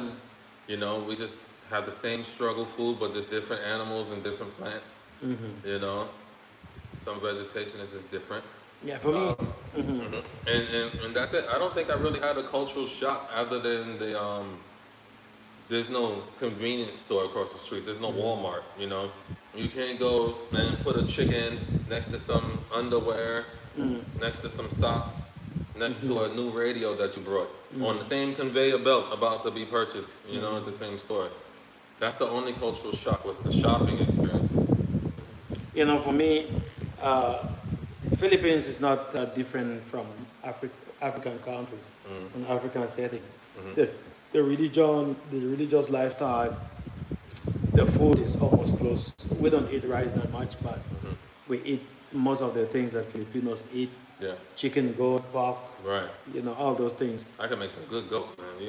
Yeah. If I can find the right curry. But the cultural shock for me. Before I came to Philippines, I knew Filipinos as hardworking people. Yeah. Dedicated. Yeah. I had a colleague in school, was a teacher, Rons. Yeah. He was always doing flashcards, teaching material, preparing. He was always doing something. Okay. And I was feeling like I'm a teacher, but I'm lazy. Yeah. Because I had everything downloaded and uploaded into my computer, and I'm ready to go to the class and teach. Yeah. But Rons is always like running to the shop to buy some cardboards, drawing this, painting that. Yeah. I was like, yeah, Filipinos are so hardworking. Bro, when I came to this country, I discovered that they really wanna just relax, calm down. They're on standby. It's not what I saw. Yeah, It's not what conservation mode, I call it. Rons made me to think that, Filipinos are so hardworking. Another thing is, I never knew that the food was this good. Yeah. Because all what I ate while I was in the Philippines in Thailand with the Filipino friends that I had was mostly adobo. Okay. So I thought it was adobo all the way. Until when I came here, bro, Caderata, Biko Express, the food is good. So it's a shock for me. I didn't know that the food was this good. And I don't know why there are no Filipino restaurants across the world. I haven't seen a Filipino restaurant in Thailand. Oh, really? No. I'm surprised. I've not So close by. I don't know of any Filipino restaurant in Thailand. So if you're a Filipino watching and you are a good cook, please, you can actually step out and start, making Filipino food around the world. It's gonna sell because Filipino food is good. Caldereta. Goat caldereta. Don't get confused with beef caldereta. It doesn't taste half as good as the goat caldereta, and it has to be made specifically. Wait, have you tried? Have you tried the tuna, tuna Bico Express? No, that's the thing. I bet that tastes good, especially if the actual fish tuna or canned tuna. Tomorrow I'm going to take you to the Villa de Tuna. Okay. All their food is tuna. Okay. They don't have beef. Oh, they don't have. pass that by? Like, yeah, okay. you need to go and try that. Really? The food is good and it's good price. You have to try. All right. Oh, man. And then, but after that, you have to go to Breezers. Oh shit. And finish it with a good drink. Okay. A good coffee drink. Okay. Oh, coffee drink. Okay. Yeah. Cool, man. Free food tastes better. It's like a seasoning. Free food, bro? Yeah, it's like a seasoning. So I'm gonna buy it for you. Yes. That's the only way. If I buy this tuna. Wait, if you answer this question, it depends on our audience. If our audience say I have to buy you a free coffee, then I'll buy you a free coffee. No, the tuna caldereta. Oh, okay. Let's see. Yeah. And the coffee. Take this question. Yeah. What's something that's normal in the US but uncommon in the Philippines? Oh shoot. Cursing your parents out. No, I'm just kidding.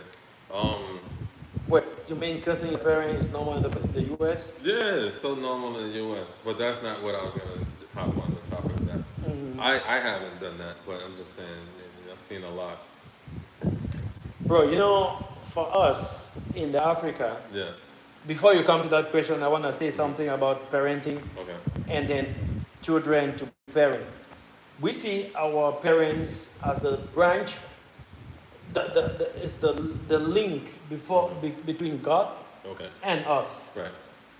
That's how we see our parents. That's awesome. If I want to say any word to my father or my mom till today, I have to make sure that I put it in the most respectful way, in the most nice. If my mom is coming on the way and hears me talking or using some kind of vocal language, not even insulting, just using that language, so we do it's the a same no thing in no America. for me. I'm cooked. I will be. We do the same in America, actually. Towards any adult at that. So, for example, I'll say to my mother or your mother, I'll say, Mom, may I have some more lemonade? Cut that off. I'm talking to my homie now. Yo, you still got some of that fucking lemonade? Bro, I will never even use that. I will never even use that when my parents are around. Right, yeah, you don't. It's not allowed. It doesn't feel Some right. words that I can use with my friends when my parents are not there, I will never even use if my parent is there. Even when you're talking to me. No, I can't do that. That's why sometimes I still have that in me. You're supposed to. If we go somewhere and you're using a certain language, I will tell you, hey, mind your language, bro. Right. Because it's in me. It's in me. That culture is in me. I'm the same way. You know what got me out of to make me a little bit loose when it comes to that? All my friends have gray hair. Since the age of 16, I would hang out with the older crowd, like 40s, 50s, 60s already. So by the time I was like 25, 30, it's like, I can see the child in every adult. So I still have respect for my elders. It's not a lack of respect. I would still be able to joke around with them. Like, you see me joking with Ned and them a little differently from you. Right. Because because I like the shock factor. And you see how when I say certain things around them, they're like, oh shit, this guy is funny, like he's hilarious, Glad I brought him on board. But it's nothing tasteless or disrespectful to make them say like, okay, this guy is, he's not, his brain stopped at 21 and his body is 48, That's right. Uh, So yeah, you are welcome to go with us tomorrow and have some good food. Kate, Natalie. what was that question though? I forgot. Okay, the question it comes back to what's something that's normal in the Oh yeah. US but uncommon in the Philippines? Um,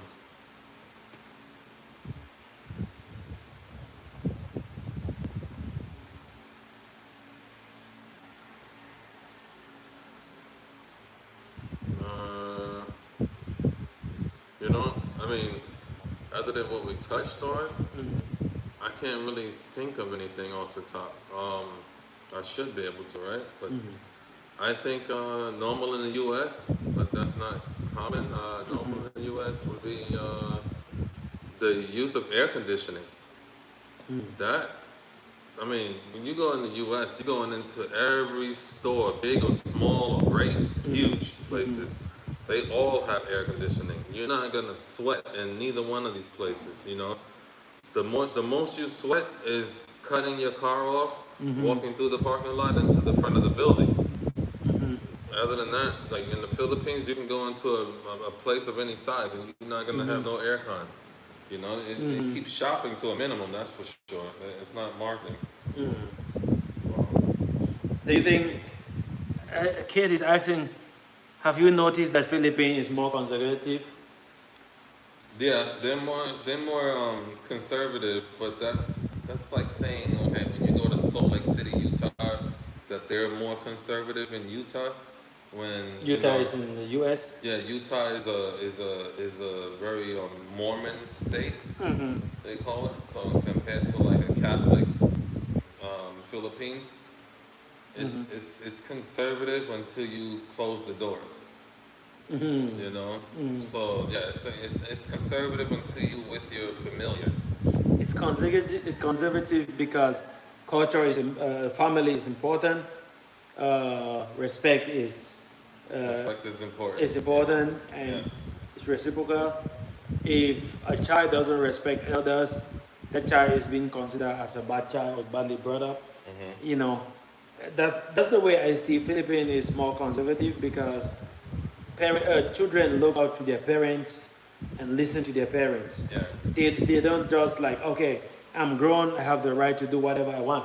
yeah, You know, you still come to your parents to seek for advice.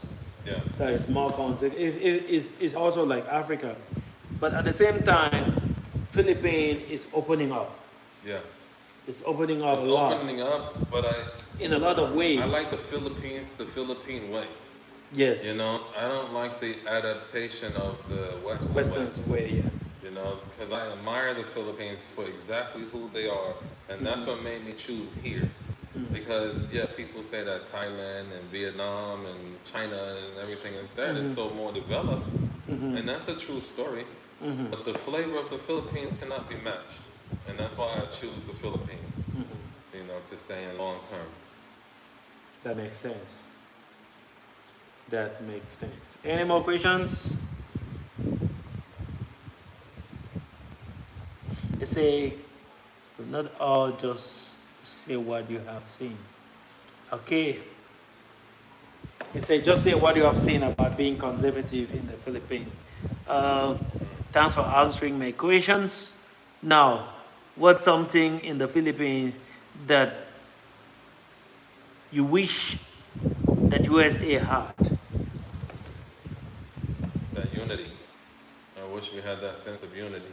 Unity. I know they say it's a crab and barrel mentality thing out here, but they do have unity out here. Of course. You know, and you know, I wish we had that in the USA. When you mean unity, Yeah. what do you mean by unity? Because Just there's so many ways of being unity. the helping of one another, support of one another, the way they treat their children, you know, the community treats the children. You know, it takes a village to raise a child, no matter where you go. And then there's this thing that you always have a breadwinner in the family. No matter how the family is, there's one person that The eldest child. works so hard and try to make sure that the whole family is okay. Yeah, You know, he or she will send money to the family, send the younger ones to school, make sure the parents have their medication and whatever. But you know, I just feel like in the Western world, it doesn't exist. It doesn't. It doesn't. It's not It's happening. you, yourself, and then God for all of us. Yeah. Yeah.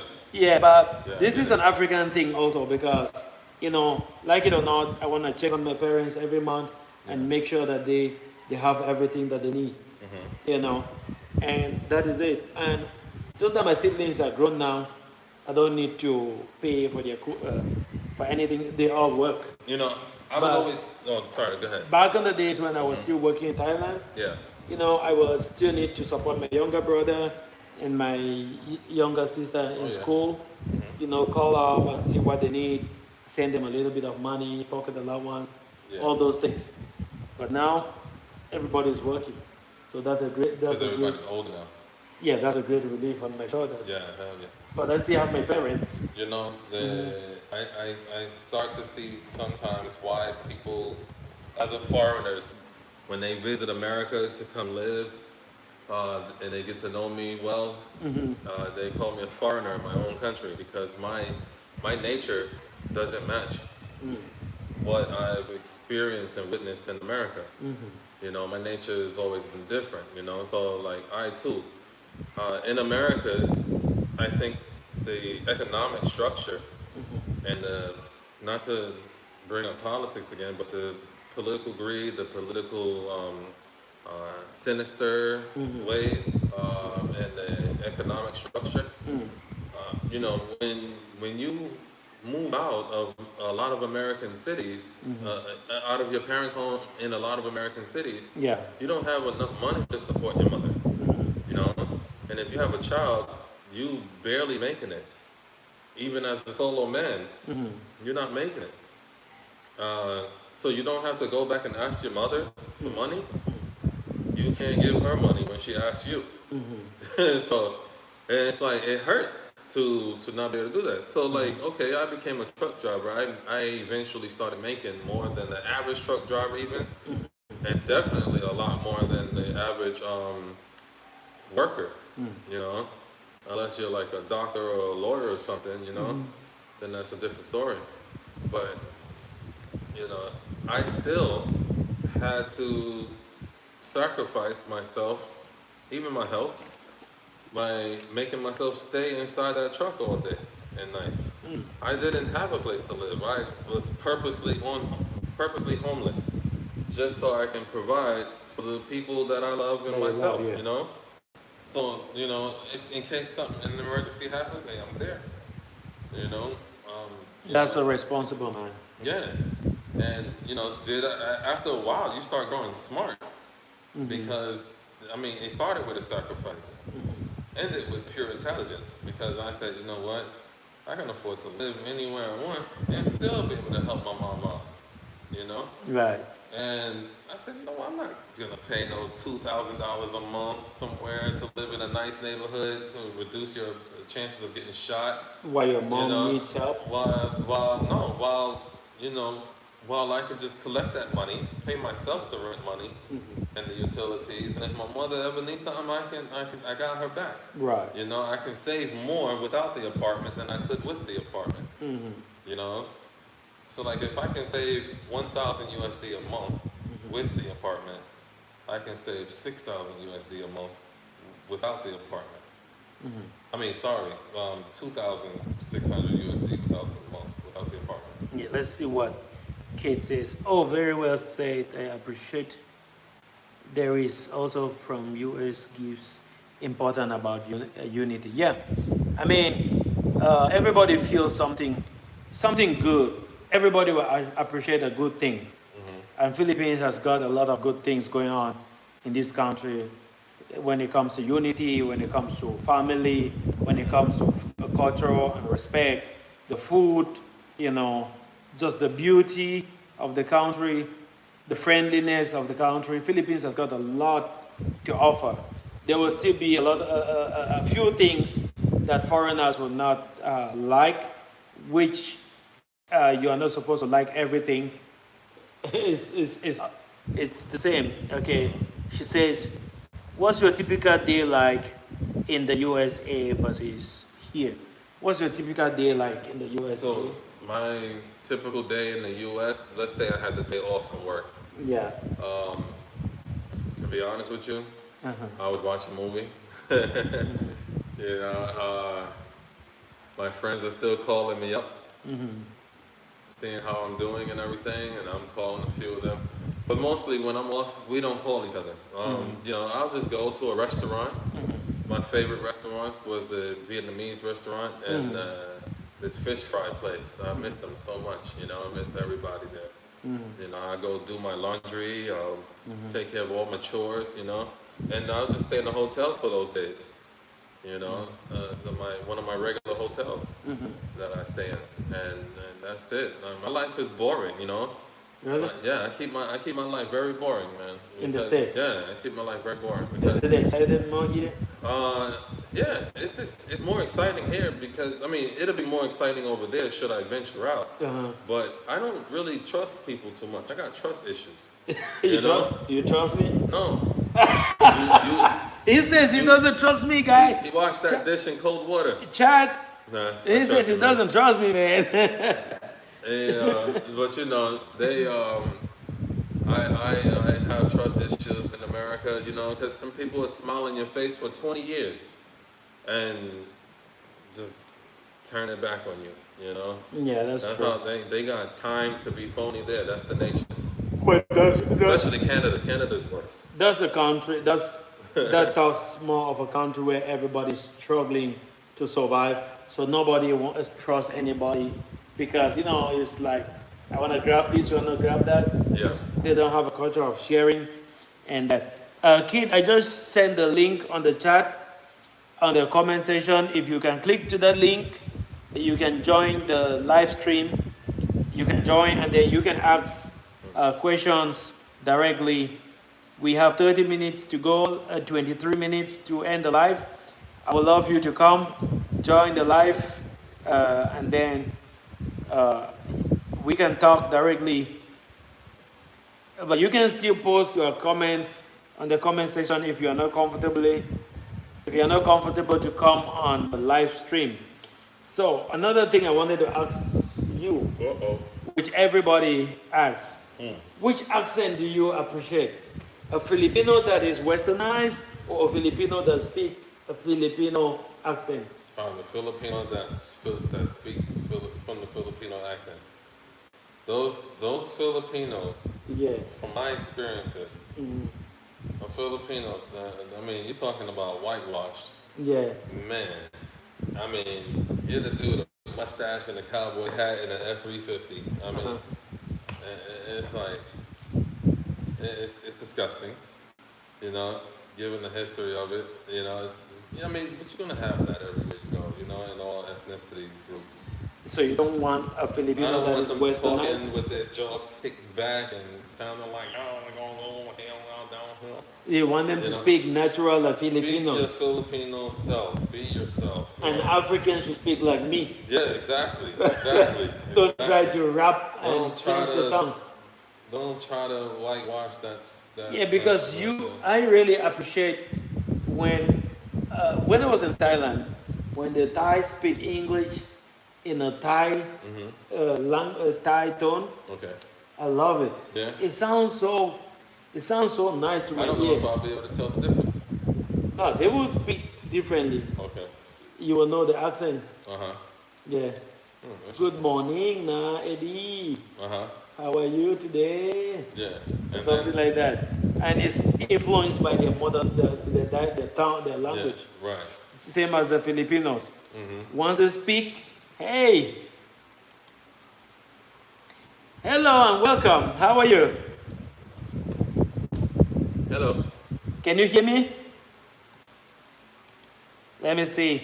Oh, okay. We muted? Can you speak again? I can hear you.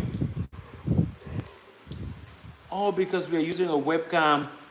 And So they wasn't hearing us this whole time? do you hear us? But I can't hear you though. I don't know why.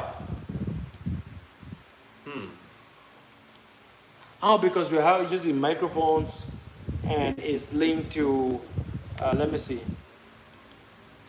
Let me see. Audio.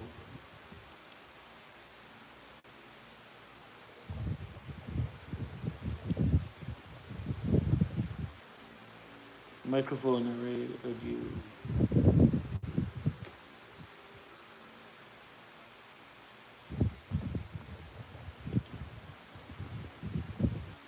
Can you hear us? Hello?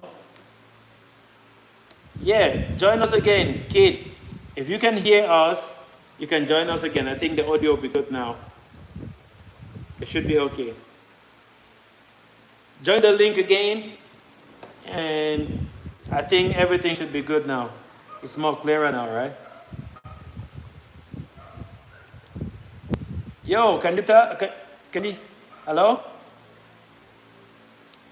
Oh, she's muted. Okay. What about the volume? Maybe the volume is down itself. Now we got good volume. We can hear you, but I think the audience can hear you. What seems to be the problem, though? Mm,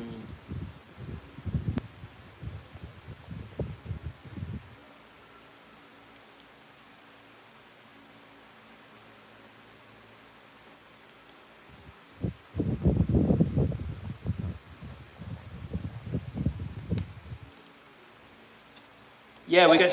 Yeah, we can hear you. We can hear you. Oh, good. Yeah, we can hear you. Good now? Yeah, it's very good. Good now? Yeah, it's good. Okay, don't need to use this. Yeah, good morning. How is Cebu today? ¿Cómo está? It's cloudy. Oh, you should be joining our live stream. Can you hear us very well? Yes, Nice. clearly. Okay. You, Stuff here. you should be joining our live stream. Hello, Cold Driver. Ah, there's Cold Driver right there. That's you. And hello, Des. Shout out to Cold Driver. Shout out to Des. And welcome, Kid Natalie, all the way from Cebu in the Philippines. And she's a Filipino with a master of the English language. Oh, nice. Yeah, she. And Wait, don't say that. Ah, let's hear it. I'm not a pro, just in the middle, average. so, what's going on in Cebu today? Can you tell us what's happening? How's the weather in Cebu? Past few days, it's always raining, like very heavy. But then, just stop. Mm-hmm. Yeah, it was raining here for a little while. It's raining heavy and then stop. Mm. Like really stop. No, nothing. Not slowly, but just stop. That's interesting. Yeah, it was raining so hard this morning. No, not this morning. Yesterday, it's raining so heavy and then just suddenly stop. I don't know. It's suddenly, but it's good that it stopped. It got very quiet all of a It- sudden, Also, right? there is lighting also. Lighting and thunder. Is it flooding? Some of the areas here, because the flood control issue. Yeah. That issue has not been resolved yet, the flood control issue. Yeah, maybe because there's still flood in the street. Mm-hmm. Even if we fix the garbage, the drainage. Mm. So where are we? We are here in Comosta TV, Philippines, broadcasting to the whole world. So we are on air. We are live. Yeah. So where are we in the topic? Well, we are talking about growing up in the U.S. versus growing up in the Philippines. As a Filipino, did you ever have that dream of maybe traveling and living in the U.S.? And is it a general thing for kids out of the U.S. to feel like if they move to the U.S., their life will be better?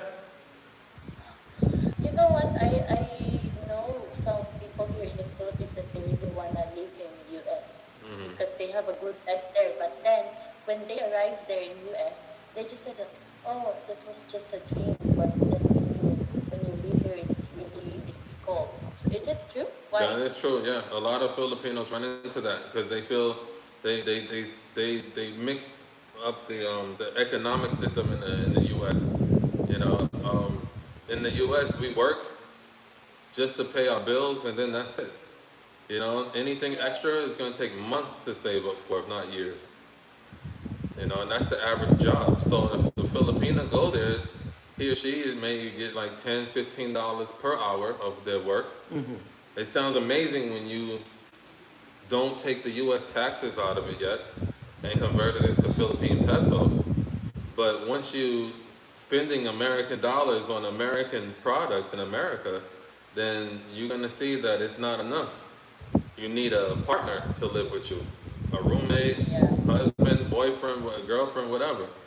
You know, and then that's usually how it happens. And then, you know, it's just all bad from there. So I try not to fall into that trap. You know, I just took myself to go drive trucks. You know, because that way I can have that roof over my head. I can be at work. I can be at home at the same time.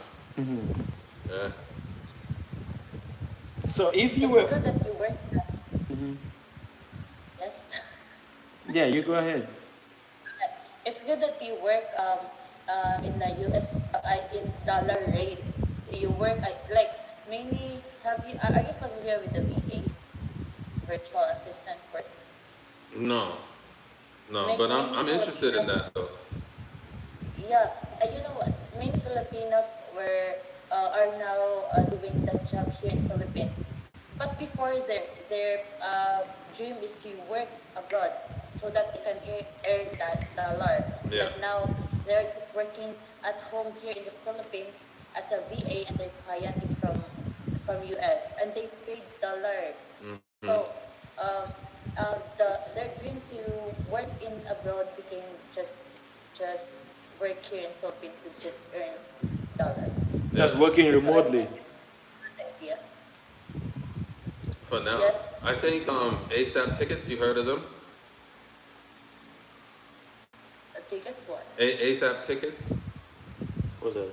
It's like a travel agency. You can say they help you book the cheapest airline tickets they can find and give them to you. You pay for it.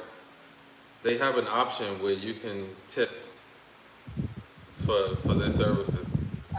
Now I don't recommend using them, but I do think that that's a good job that I would be interested in working here. It's up ticket. But it's good. It's Yeah. nice. It's a travel agency work. It's a good idea also if you work. Explain how it works. I did. Yeah, but I didn't get it. No, shoot. How will you be able So- to benefit from that? Well, you don't. But the idea of benefiting from it. So basically, they make you feel like that they can do a better job than you searching for the cheapest price ticket. Okay. So you go to ASAP Tickets, look on their website. If you don't see anything you like, you can always give them a call because they can push extra buttons for you. And they're gonna say, we got this, and that. They're gonna give you this ticket. It's gonna say $600 on it. When by the time you're ready to click pay and pay them, it's gonna be $1,200, $1,300, and then they're gonna ask you Maybe for a it's tip. just a base fare. Yeah, they give you the base fare, but they also tell you that that's total. Like the lady, she told me that was total, and I said, "Oh, really?" Click. So the total is like 1, 2, Yeah. but you pay like a 600. Yeah. Oh. No. You paying? No, that's not what you meant to say.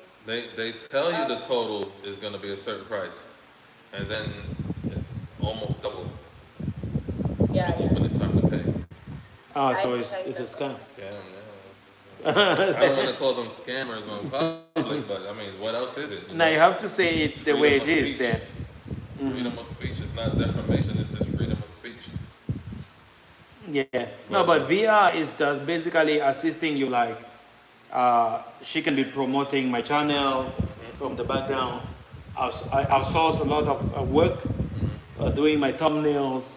You know, I give her access to my YouTube back office, Yeah. where she can just go in, do my thumbnails, do the descriptions of the video, do the timing, when to post the videos. That is a virtual assistant, Yeah. just helping if you have a lot of work, they will do most of it for you while you do the main thing. They can even do editing. Can you edit? Yeah, Do you do that's not, editing? um, that's not my talent, but I can, I can train that thing. Just a social media manager, I manage management. Oh, So, really? what are the things that you do when it comes to managing social media? Oh, managing the email, your. In short, I can be your secretary, or like doing anything on your behalf. Everything on your behalf, Emails, and you are my client. Emails, like transactions, anything, like anything. applications. If the company Applications, needs to apply for loans or for for yeah, for this thing for yeah, funding, you can do that. Apply for funding yeah, on behalf yes, of Breezers TV. yeah, but under your name, Yes, not yes. I'm just gonna tell you, hey, I gotta answer this call. yeah. I'm gonna just like I just tell you, okay. I would like you to apply for Breezers TV. Need funding of 5 million US dollars, and we need to send application to Bill Gates Foundation, yeah, Warren Buffett Foundation, all the foundations, and then you start doing that. yes. You will do the application form, you fill the form and everything. You turn off the mic. Oh, Jay, I can hear. turn off your microphone. Turn it off.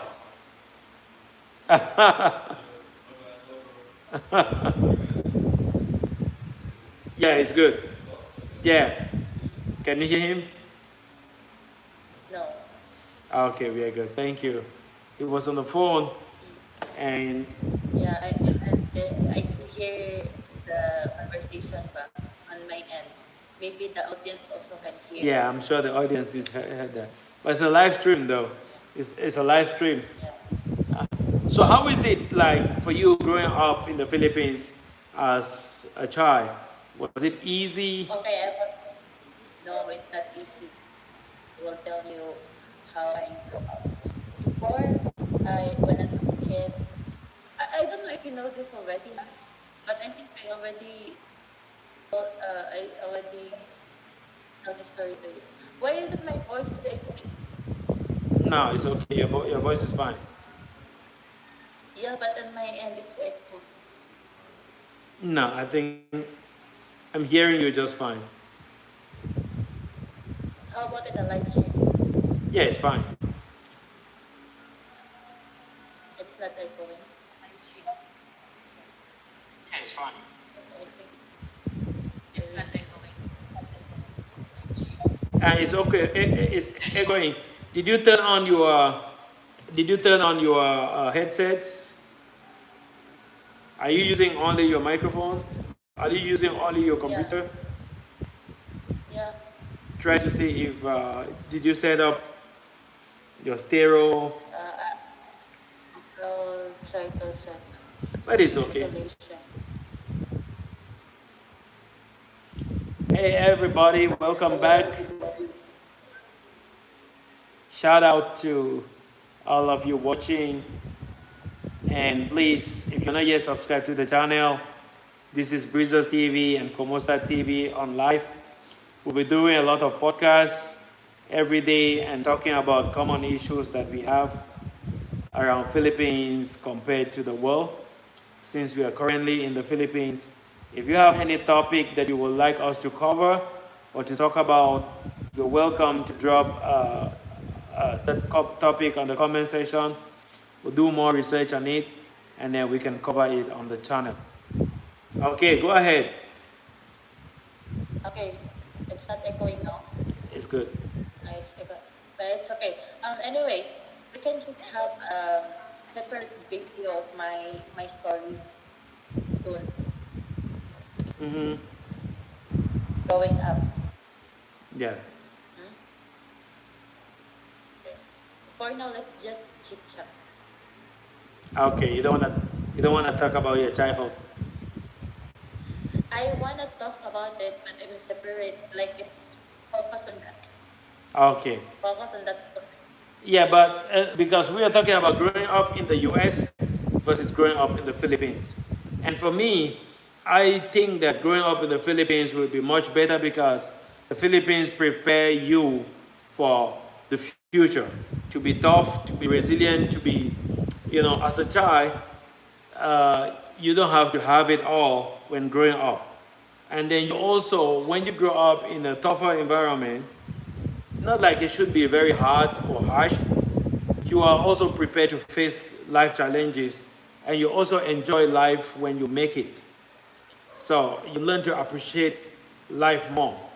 Whereas some kids that grow up in riches or in the US, yeah, they appreciate life more, which it depends on how they were trained. That okay, you have it all, but you need to appreciate.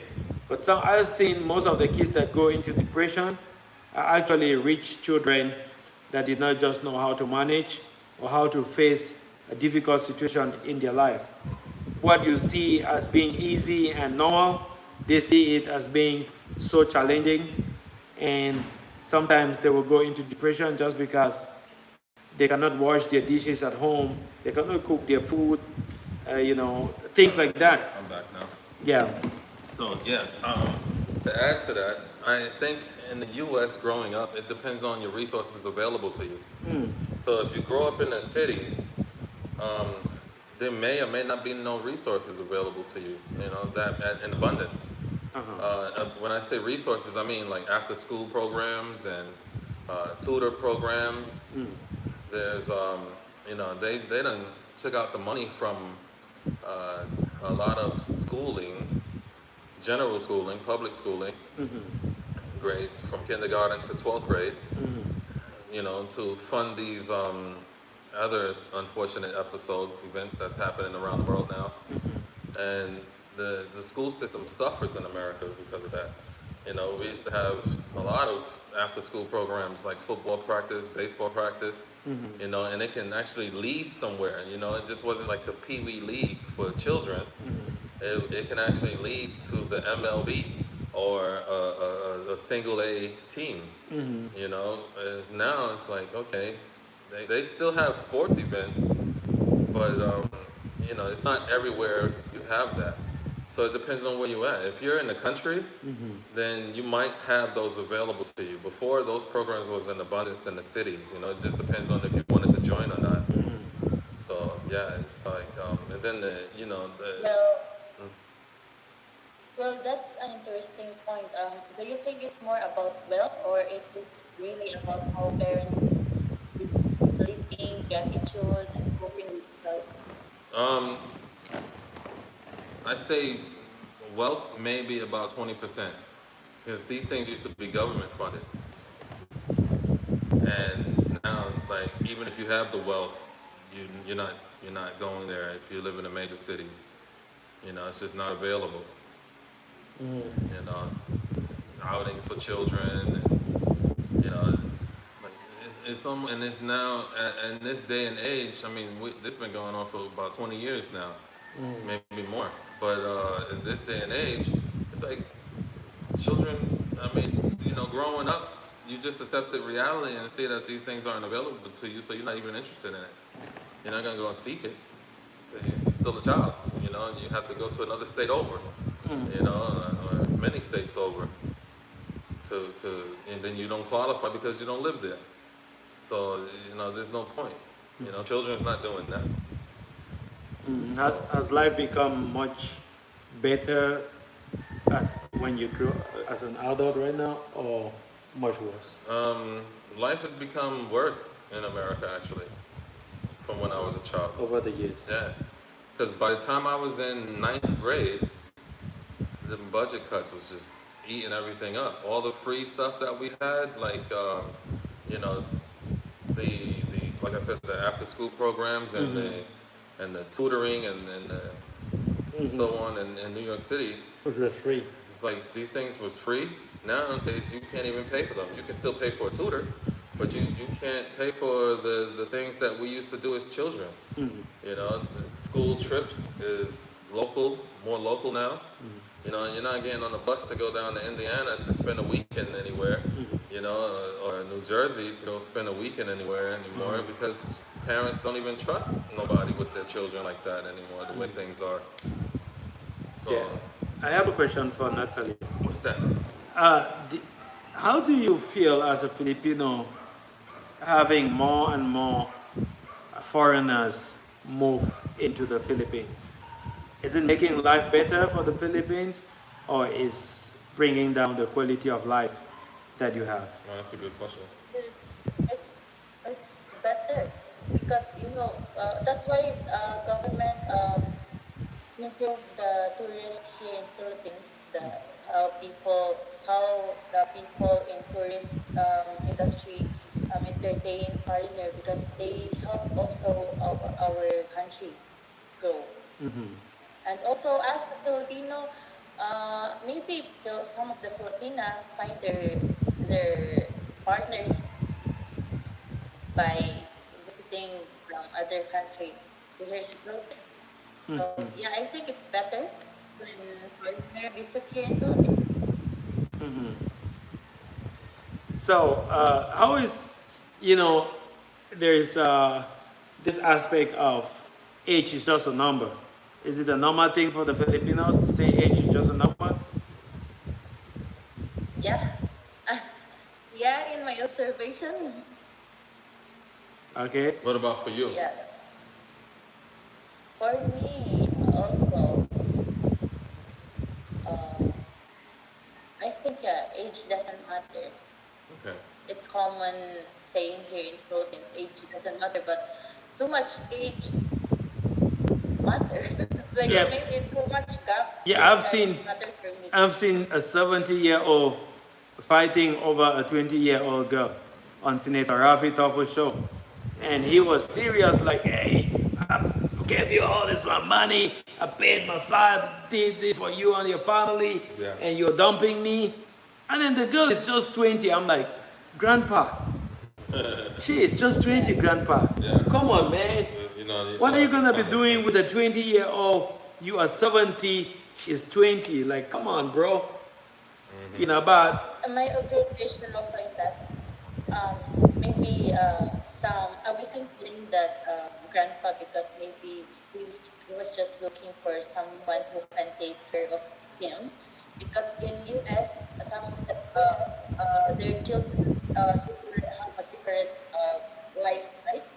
Am I right? yeah, So they are just alone, and also maybe they don't have a wife or they widowed already. I don't know. but yeah, I get what you're saying. But why don't you look for somebody that is already also maybe a widow or divorced, already have children that are grown up? You are 70, maybe look for a 50-year-old lady that is already done with her youthful age. You're taking a 20-year-old that is still very vibrant, very active. You know, she wants to go out with her friends, want to go parties, want to go swimming with her friends. She just have a lot to do in life that will give her memories.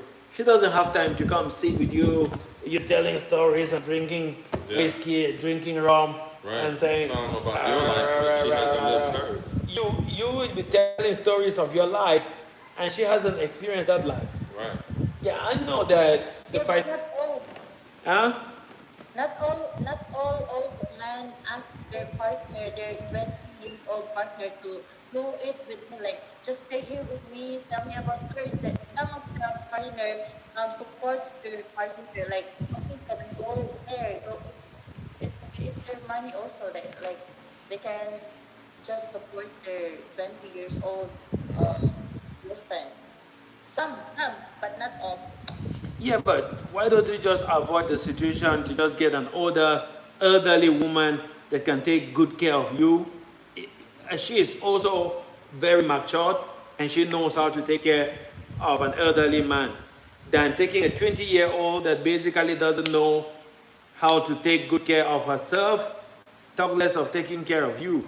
You know, because at 20, what do you know? Nothing. You basically don't know shit.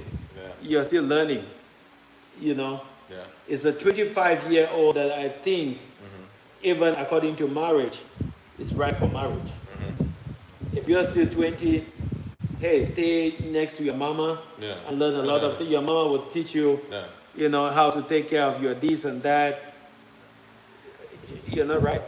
Yeah, like I know this guy took his Filipino wife when she was like 19 or something like that. 19-year-old girl. Yeah, and he's an old man, and he's arguing with her about life things, you know, because he's frustrated in life. He done had a, he done had a, what? One of his children died. One of his wife died, and you know, the Filipina being 18, 19 years old, she don't know nothing about that. Her youth is like, you know, she's looking at this guy argue with her, and because he's a frustrated 47-year-old man at the time, and you know, she can't relate to nothing. Like, what she got to talk to him about? Yeah, she's not mature. Yeah.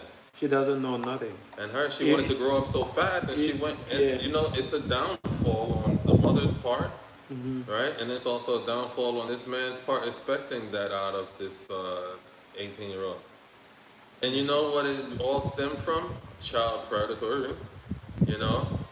Being a child predator, because they knew this girl from when she was 15 years old. As soon as she turned 18, I'm coming over, flying over. So what do you think they do? So she was monitoring the girl. He was monitoring her, yeah, talking to her, being her friend. This guy needs to be arrested. He should be arrested for that. He should. Yeah. I mean, I'm 39, 40 right now. Yeah. And I cannot date a girl below the age of 24, 25. That is the age gap. Yeah. If anything below 25, at least you should have your bachelor's degree. You're out of the university. I know you can take care of a little things. Yeah. You cannot be coming out of high school and have anything to do with you. That's a no-no for me. What are we going to be talking about? Yeah. What are the kind of conversations, experience?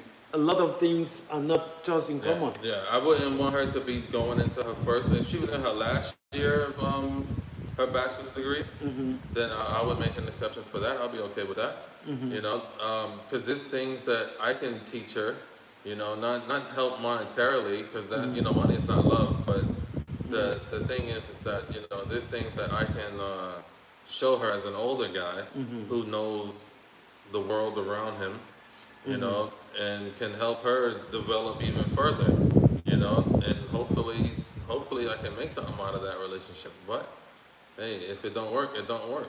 You know, I'm not gonna be arguing with her like I'm I don't know, have you ever seen a movie called Hot Tub Time Machine? Okay, so I'm not gonna use that reference, but it's a comedy movie, very funny. But they go back in time, and the man is able to call his 9-year-old wife and talk about how he cheated on him, how she cheated on him, you know, when, you know, before they got married. They didn't know about it. So it was hilarious. You see a split screen of a little 9-year-old girl on the phone, and then you see him just going into the phone, and it's like, you see the contrast there about dating a younger woman. You can't allow yourself to get frustrated. If you're not a patient person, and if you don't have any information in your head to share with her and build her up, then don't take her. You know? What do you have to say about this, Natalie? It's just our opinion as men, looking from our lenses, from our own eyes. We don't understand the deep culture of young old relationship. But what about you? You are a woman, and they say women mature more than men. Sometimes a man at 40 is not even matured enough, while a woman at 22, 23 is already matured to take care of a family. Right. That's why parents with girl child sometimes are more happier than having boys. Yeah.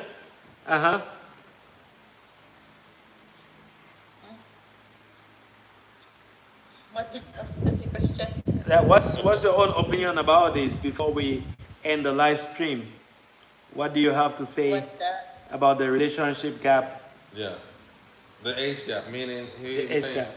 yeah, like some men in their 40s, not all, but some in their 40s are not even mature enough to take care of themselves and others, and can't handle the responsibilities. And the female, maybe 23 or even 18, is like she's equipped for that. She's ready to take on those roles. Um, for me, age isn't a big issue for me. It's maturity, like respect, and consent, of course. And if both people or adults genuinely care for each other, uh, communicate well, and are in a relationship by choice, that can work. Yeah, because But it's also important yeah. that neither person is using the age difference to control or take advantage of the other. You said what? To meet in person? Hmm? I'm sorry. What did you say? The last part? The last part. Um, it's also important that neither person is using the age difference to control Yeah. or take advantage of the other. Right, right. Yeah, because that does happen a lot in around the world. Yeah. You know, Yeah. they take advantage of the financial situation and the lack of maturity. And it doesn't mean that the younger person is stupid. It just means that the younger person hasn't lived long enough to accumulate this knowledge. Like I mean, Yeah. I'm a very happy, but I seemingly immature. I like to play. I like to joke. And people would think that, oh man, he's not responsible. He's not serious. He must be a playboy or something. And that's the furthest from the truth because my whole life I had to be responsible for my life. You know, I had to, And I think yeah, it's really depends on the couple. Some age gap relationship are healthy, and some aren't. Just like the relationship between people that same age. What matters most is mutual respect. I think mutual respect, trust, shared values, and making sure both people are equal partners. yeah. And I also think that it's uh, uneven balance because a lot of Philippines don't are not aware of the world outside of the Philippines. How they might, in other words, they might mistake maturity and being responsible for the ability to come fly here and stay for a week or two or even three. You know, and then so it's like, how can you afford that if you're not mature? You probably won't be able to afford that. But the tickets are only 700 USD. So if that's a minimum you'll pay for one if you book it in advance. That's right. So they might mistake that for being a responsible, mature person, That's right. And then when the responsibility pops up, they're gone. They're in Thailand now, you know, or Okay. yeah, Not also just in the age gap. Some people who have the same age um, have that issue also. oh yeah, It really depends. I think it just really depends and each gap doesn't automatically make a relationship good or bad. right, right, It's how the couple treat each other yeah, that really determines whether it will work. Yeah, that's true. So we conclude by saying that age is just a number, and age gap doesn't make a relationship worse or successful. It depends on the maturity and the understanding between the two interlocutors. Respect, Yeah, respect for each other. share, And that is when we are going to draw the curtains to this live stream. And hey, we're gonna be live more often these days, and we're gonna be doing a lot of things for the channel. You guys will be seeing Jay often and Natalie often. Whenever she's free, she's gonna be joining us on our live stream. So we discuss some topics that are very, very relevant for our topic. But if you're watching, thank you for watching. Drop a comment. And shout out to all those who are watching. Days from Bye Bye, Cold Drive from Alang Alang, Uncle Nate, Natalie, Kid Natalie from Cebu. Shout out to Bani. Bani is actually at school right now, but he's watching us. And shout out, his channel is The Business Gang. He posts more about business, and he loves China and America business fight. Right on. So if you want more about business, head over and subscribe to The Business Gang, and then you will enjoy. This is Komosta TV in collaboration with Breezers TV. And please, my two channels are under a shadow ban right now. That's why my views are not going that far. And most of my fans are asking, what happened to your channel? We cannot see your videos anymore. So if you are watching my video, what you will do is just share it on Facebook, on Twitter, on Instagram. Once you click that share button and then you just share, it will reach a few people. Before we know it, YouTube will know that, hey, they have to open this shadow ban, or people will still find ways to watch it anymore. Thank you so much, bro, for coming. You got it, man. Natalie, thank you so much. I'm a cool driver, by the way. Any last words?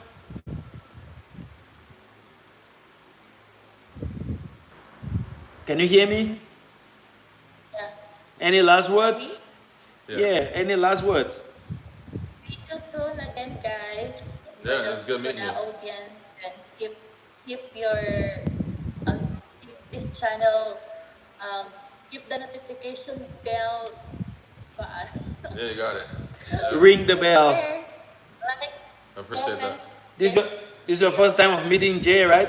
Yeah, good to meet you. Yes. Ah, okay. So Yeah. nice to meet you. Do you Yeah. have a channel also? Yeah, I'm cool driver down there on that's viewing right now. Cool driver. Just edit it here, the channel of Jay is cool driver. Oh, I didn't monetize my account yet, but I am gonna get my own channel. But you can add me now. No, if you like. I'll write it just here. Okay. Cool driver. Just